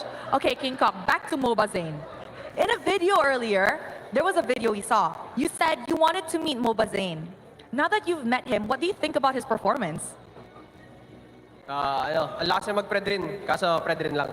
Oh! Okay, now this one's good. So, as you all know, I just asked, how is MOBA Zane's performance? He said, he's good at Fredrin, but Fredrin only. All right, King Kong, now King Kong. You've already met MOBA Zane. What other junglers do you want to meet that you think are good? Because everybody says you're one of the best. RRQ, Sutsujin. And? Give me three, give me three. Three? Sutsujin. SRG, Sekis. Sakais. Last. Vamos, Chibi. Oh. Now, if the matchup does happen, I'm pretty sure this is going to be very, very intense. Okay, Coach, why not? Maybe as a coach, in your opinion, give me at least 3 teams that you think can make it to the knockout stages. I mean, obviously BTK. I mean, the other 2-1 teams gotta respect the Fredrin. They gotta respect the macro of BTK. You know, apart from them, it's really a free-for-all. I mean, the 1-2s, it's very scary. Those are champions. But if I had to choose, definitely SRG and TLID. Oh, okay. Now, you know what? I do agree. BTK did give them a fight just now, and it wasn't an easy fight. We can see BTK was fighting back. SRG and TLID, you know what? Hopefully, these 2 teams do make it, so King Kong can actually meet them in the knockout stages. Okay, King Kong, to wrap up the interview, what do you want to say to the Sonics? We can see that the Sonics, full support in Malaysia, and I'm pretty sure in the Philippines as well and all over the world. Sa mga Sonics na sumusuporta since day one, thank you sa pagsuporta lagi sa amin. Abangan niyo pa kami sa mga susunod pa naming laban. He said to all the Sonics, thank you very much for supporting us. Don't forget to stay tuned to our upcoming matches and just continue supporting them. Thank you very much to Coach Why Not and to King Kong. And with that, let's throw it over to the panel to break down what happened in this game against BTK. Congratulations again to Fnatic Onyx Philippines. Thank you, Rose, King Kong, and Coach Why Not. And, well, I like that. I was telling Gideon this. I really like that Coach Why Not still got to play to the crowd a little bit and thanked the one and only Chico guys for that Layla pick as an inspiration. Hey, he's not the only one. King Kong Zor already putting 2 Malaysian junglers on that stage for that top 3 as well to face off. So again, great game so far. And I think this is one of the more technical games overall in the entirety of the Swiss stage, right? I think by far from drafting all the way to the in-game macro and micro. I think that's why, too, you still heard it on stage. You know, there's still the respect there, of course, for BTK, because they are one of the teams that, I would say, didn't bring Fnop to their limit, but they definitely brought the game, and they made it a great series ahead of them. Obviously, Game 3, very one-sided, but there's still a lot that BTK, I think, can show us, and hopefully also MOBA Zane can go ahead and answer that to King Kong. Play more than the Fredrin, because, yeah, his Fredrin's amazing, but what else does he have in the tank? Yeah, it looked like that just became a big signal to the rest of the teams in the 2-1 column now. So let's look back at this game and how it ended in less than 12 minutes. Fnatic Onyx Philippines just running over BTK. I believe it's a good place to start with Gideon that you were mentioning. very enthusiastically the Irithel into the 1-1 pick, which is perfect. Yeah, I mean, it's the direct counter to specifically this 1-1, right? Because if you want to go for weakness points, Kelra can outpace you every single time. And, I mean, obviously, 1-1 doesn't really care about move speed and generally focuses more on that attack speed, but Kelra can easily just go in and out of these fights. Wait for your Queen's Call, go back in, rip, let it rip, pull back, rinse and repeat all over again. And it's a very difficult lane for Zia, which is pretty interesting considering that BTK was hoping that he was able to hold on his own, knowing that they saw the Cho, they saw the RWM as well. I think it was really hard for BTK to really focus on something because you have, you know, an Irithel, the sprint, but also a Joy across from you. Like, where are you gonna look? You know, in a way, it's a different diversion, you know, like this lineup. And I think that's what made it so successful for them because it really just caused so much chaos against whatever BTK was trying to do. And if that's the plan from a team like this from Fnop, you're gonna fall behind. You're gonna fall behind fast, and that's exactly what happened here. Divide and conquer against a team that are very good at playing together, playing as a unit to support their president, whoever it is in the lineup. But for Fnatic Onyx Philippines, I'm glad you mentioned the joy and the idea of where does BTK go, because at some point it felt like it was just that. It was like, all right, we finally patched you know that thing in cartoons when a ship is sinking, they patch one hole, another one pops up, they patch that, 3 more pop up. That's what it felt like. You know what a perfect example of that too was in the game? When King Kong shouldn't have escaped that purple buff steal. No. When he stole it? Yeah. That was, honestly, God, that was disgusting. That was illegal. He should not have been allowed to do that, but that's the beauty when you have temporal rain, right? Which again, is one of the few adjustments we saw from King Kong. Instead of going for Warcry, where it's about, hey, I don't mind going in and out of these fights as long as I can get this to a trigger, I'm going to deal a decent amount of damage. But now with the temporal rain, I can get in and out a lot more effectively, because honestly, with or without the Warcry, Joy still does an absurd amount of damage. Yeah, it felt like what we saw there in that game number 3 was a team that understood and finally got completely what it felt like to go up against BTK. And with some key adjustments, let's now talk about that Cho pick that you were raving on about. Because again, Cho versus the Hilda, it is not Cho favored at all. You're trying to keep up with pace with the Hilda, but then look for those big No way! Well, he got it. He got that maniac there. Who set it up for him? who had to get on his knees and tell him, hey, Kelra, get on my back real quick. I'll get you over that wall. Yeah, you know, Kirk did an amazing job. Like, let's be honest, he was his own MVP for this game, and it allows every single time, you know, with these, whether it's an XP laner, whether it's a roamer, they set these gold laners to shine. And obviously, Kelra, he was able to shine the way he did, getting this MVP performance, even that Maniac at the end, because of all the activation that was given to him. And again, he also played a part, before he was actually online with multiple items, he played a part in causing that chaos, where then it allowed Kirk to just, and when everybody on BTK is freaking out, here comes Kirk, kicks, boom, and then you're dead, you know, and that worked out so well. Shout out to Leo. But we did pose a question, what makes an MVP? And this MVP performance, from what many hail to be the gold standard, apparently it was multiple multi-kills throughout the game, triple kills and a Maniac to boot to wrap it all up. One of the best ways to say that a gold laner is the best in their role is just when they find the right timing to pop off. And in those last 2 minutes, Kelra found the right timing to pop off. I mean, especially when you have like such strong pillars like Brusco, Super Prince, and as well as Kirk to kind of lay out the red carpet for you, right? Yeah. It's, I mean, I would say that in this particular game against the Bloodthirsty Kings, the biggest issue that I saw in it is the fact that when you want to make a proactive play, you are getting the information, but off of the very first interaction in the game, they never really found that solid footing anymore after that, despite having, you know, a strong Hilda pick. Hey, by the way, Joy isn't on this side of the map. Be careful on the opposite side. I rotate, I sacrifice my farm, and even then, I still am not finding these big turnarounds.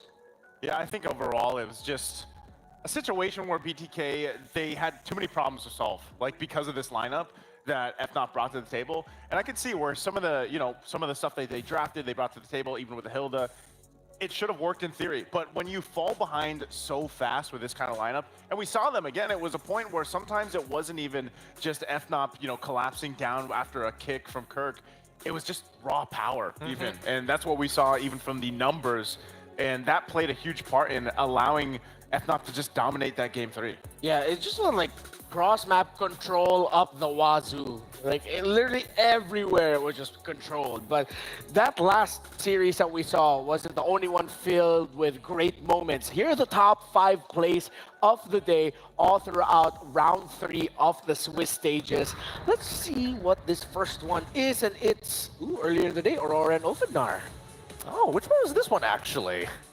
Is this the big turnaround? I feel like this is the... This is the Edward... Okay, hold on. No, this is the Doming show, Yeah, right? Doming, yeah. Yeah, this is the Doming show. Look at him go. Look at him go. The initial slide tackle, and honestly, the fact that he was able to get away with so much here really just goes to show that, you know, Bruno is deadly in the hands of the right pilots. Of course, he had a Savage yet, by the way? No, just a bunch of maniacs. Just a bunch of maniacs, right? Oh, that's what I thought.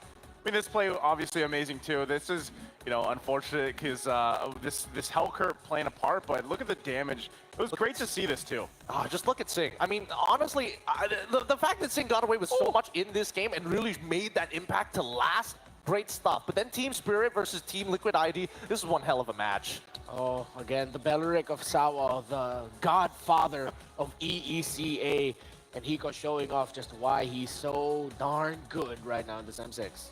Yeah, something to watch too, again, is if one shot gets his hands on a Fanny, you're gonna have to watch out for. Again, this is BTK and Fnatic Onyx Philippines, and this is just the back and forth that we got to see throughout the series. But, you know, Mobazane here, picking that Fredrin, but this play, this is the crash down, actually. Yeah. Yep. I mean, after opening up that map initially, and then finally, look at that last auto. Where's it going? Bong.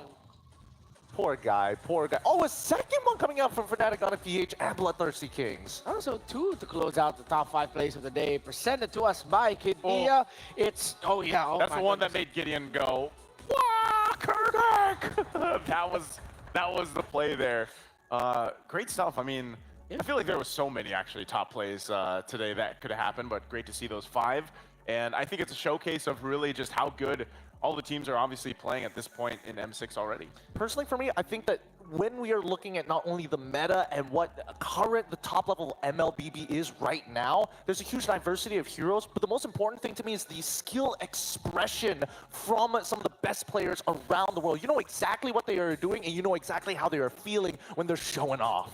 Yeah, when the best players in the world in Mobile Legends Bang Bang Esports can express who they are with the heroes they use, forgive me, this sounds kind of cheesy, but they just end up making beautiful art. Speaking of beautiful art, from a Filipino perspective, I kind of like the mural we're about to see get formed right before our eyes, because take a look at this. It's the gold standard himself, putting it up there with RRQ Hoshi. So once again, congratulations to Fnatic Onyx PH being the second team to qualify with a perfect 3-0 score here. Honestly, after watching that one, you would have thought there were more stakes in that game, but generally, just moving on is good enough. Moving on is good enough. I think you can also chalk it up as a great learning experience for BTK, because you heard them back in the other days when they were playing, when they did have that 2-0, and we heard during the interview that they wanted to play against the stronger teams. Well, then you go and play against the tournament favorite, and you go 3 games with them. So I feel like that's a great learning experience for them, and hopefully, you know, that brings them into their next game. Yeah, and what I like about what RRQ Hoshi and Fnatic Onyx Philippines showed to get to that 3-0 standing in the Swiss stage is both of their final series to qualify tested them. The game 1 that Twisted Minds brought out the chip and that Nolan combo to test RRQ Hoshi, and of course for Fnatic Onyx Philippines against BTK, the one that we just saw. The draw is coming up. The next Swiss stage draw, it'll be myself and Naisu plus a special guest doing that. So before we go, any final words to talk about your feelings for this round 3 in the Swiss stage? Oh, round 3 in the Swiss stage, I definitely think that, you know, teams are still experimenting with what is currently good in the meta, and I think it is evolving in front of our eyes. Thank God that M6 is almost a month long. Yeah, we still have, what, 14 days or so of it, and, you know, I'm also hoping I still have both my citizenships because that was a hell of a series to watch. And I can't wait to see more of the Swiss stage because it's been amazing so far. On behalf of all the talents that showed up here today, of course, Trex and Husky, Naisu and Gideon, we will now be going on over to the Swiss stage draws, so please stick around as M6 isn't done yet.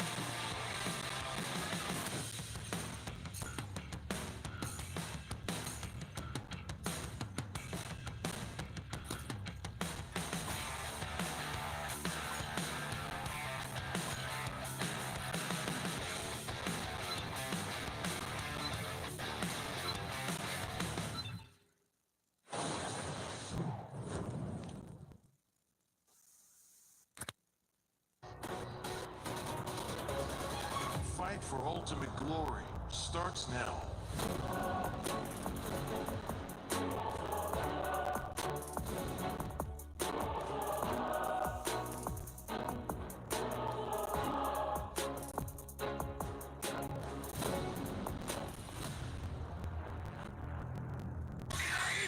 Mobile Legend M6 スイスウォッチ Meiji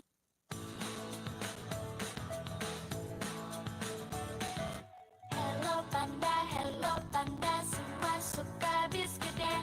Biskuitnya enak isinya lezat, rasa coklat dan strawberry. Hello panda, semua suka biskuitnya. Biskuitnya enak isinya lezat, rasa coklat dan strawberry. Hello panda, biskuit isi yang enak.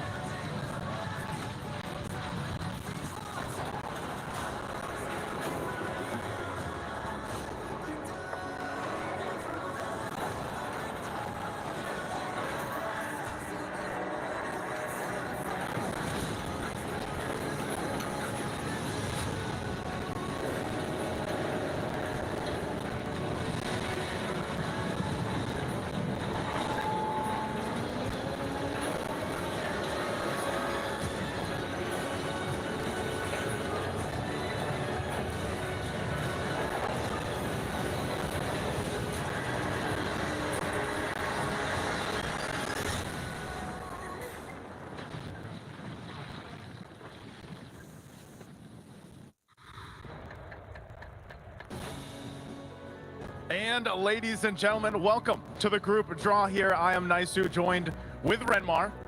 How you doing, man? I requested for a box I for know. this segment. We usually have a box when we have Yeah. to stand next to each other, but hey, we're gonna make it work, right? Yeah, we will. right. I know someone back there has been wanting to see this image for a very long time, and you finally got it. And I'm very happy to be here, so thank you. Again, we are going to be getting ready for the draw after a jam-packed, action-packed day concluding with some upsets, I would say. You know, some upsets happened today, but we are excited. And we're going to be joined, actually, today. We aren't doing the draw ourselves, like usual, like the routine here. We're going to have a special guest with us. I think we're ready to go ahead and invite our special guest to join us for the draw here. It's going to be none other than Geek Fam's Boloyski. Hey, round of applause for Boloyski! Welcome, Boloyski. How are you doing? How are you doing? I'm good, I'm good. All right. I almost spoke. I was gonna say. Yeah, I was like, your prediction of 2-0 didn't hit for Fnatic Onyx PH, but real quick, how do you feel about the Fnatic Onyx win against BTK just now? To be honest, I expect them to win 2-0, but it's a good win anyway, so... Boloy, were you impressed also by BTK's performance here? Did you expect it to be 3 games, in your opinion?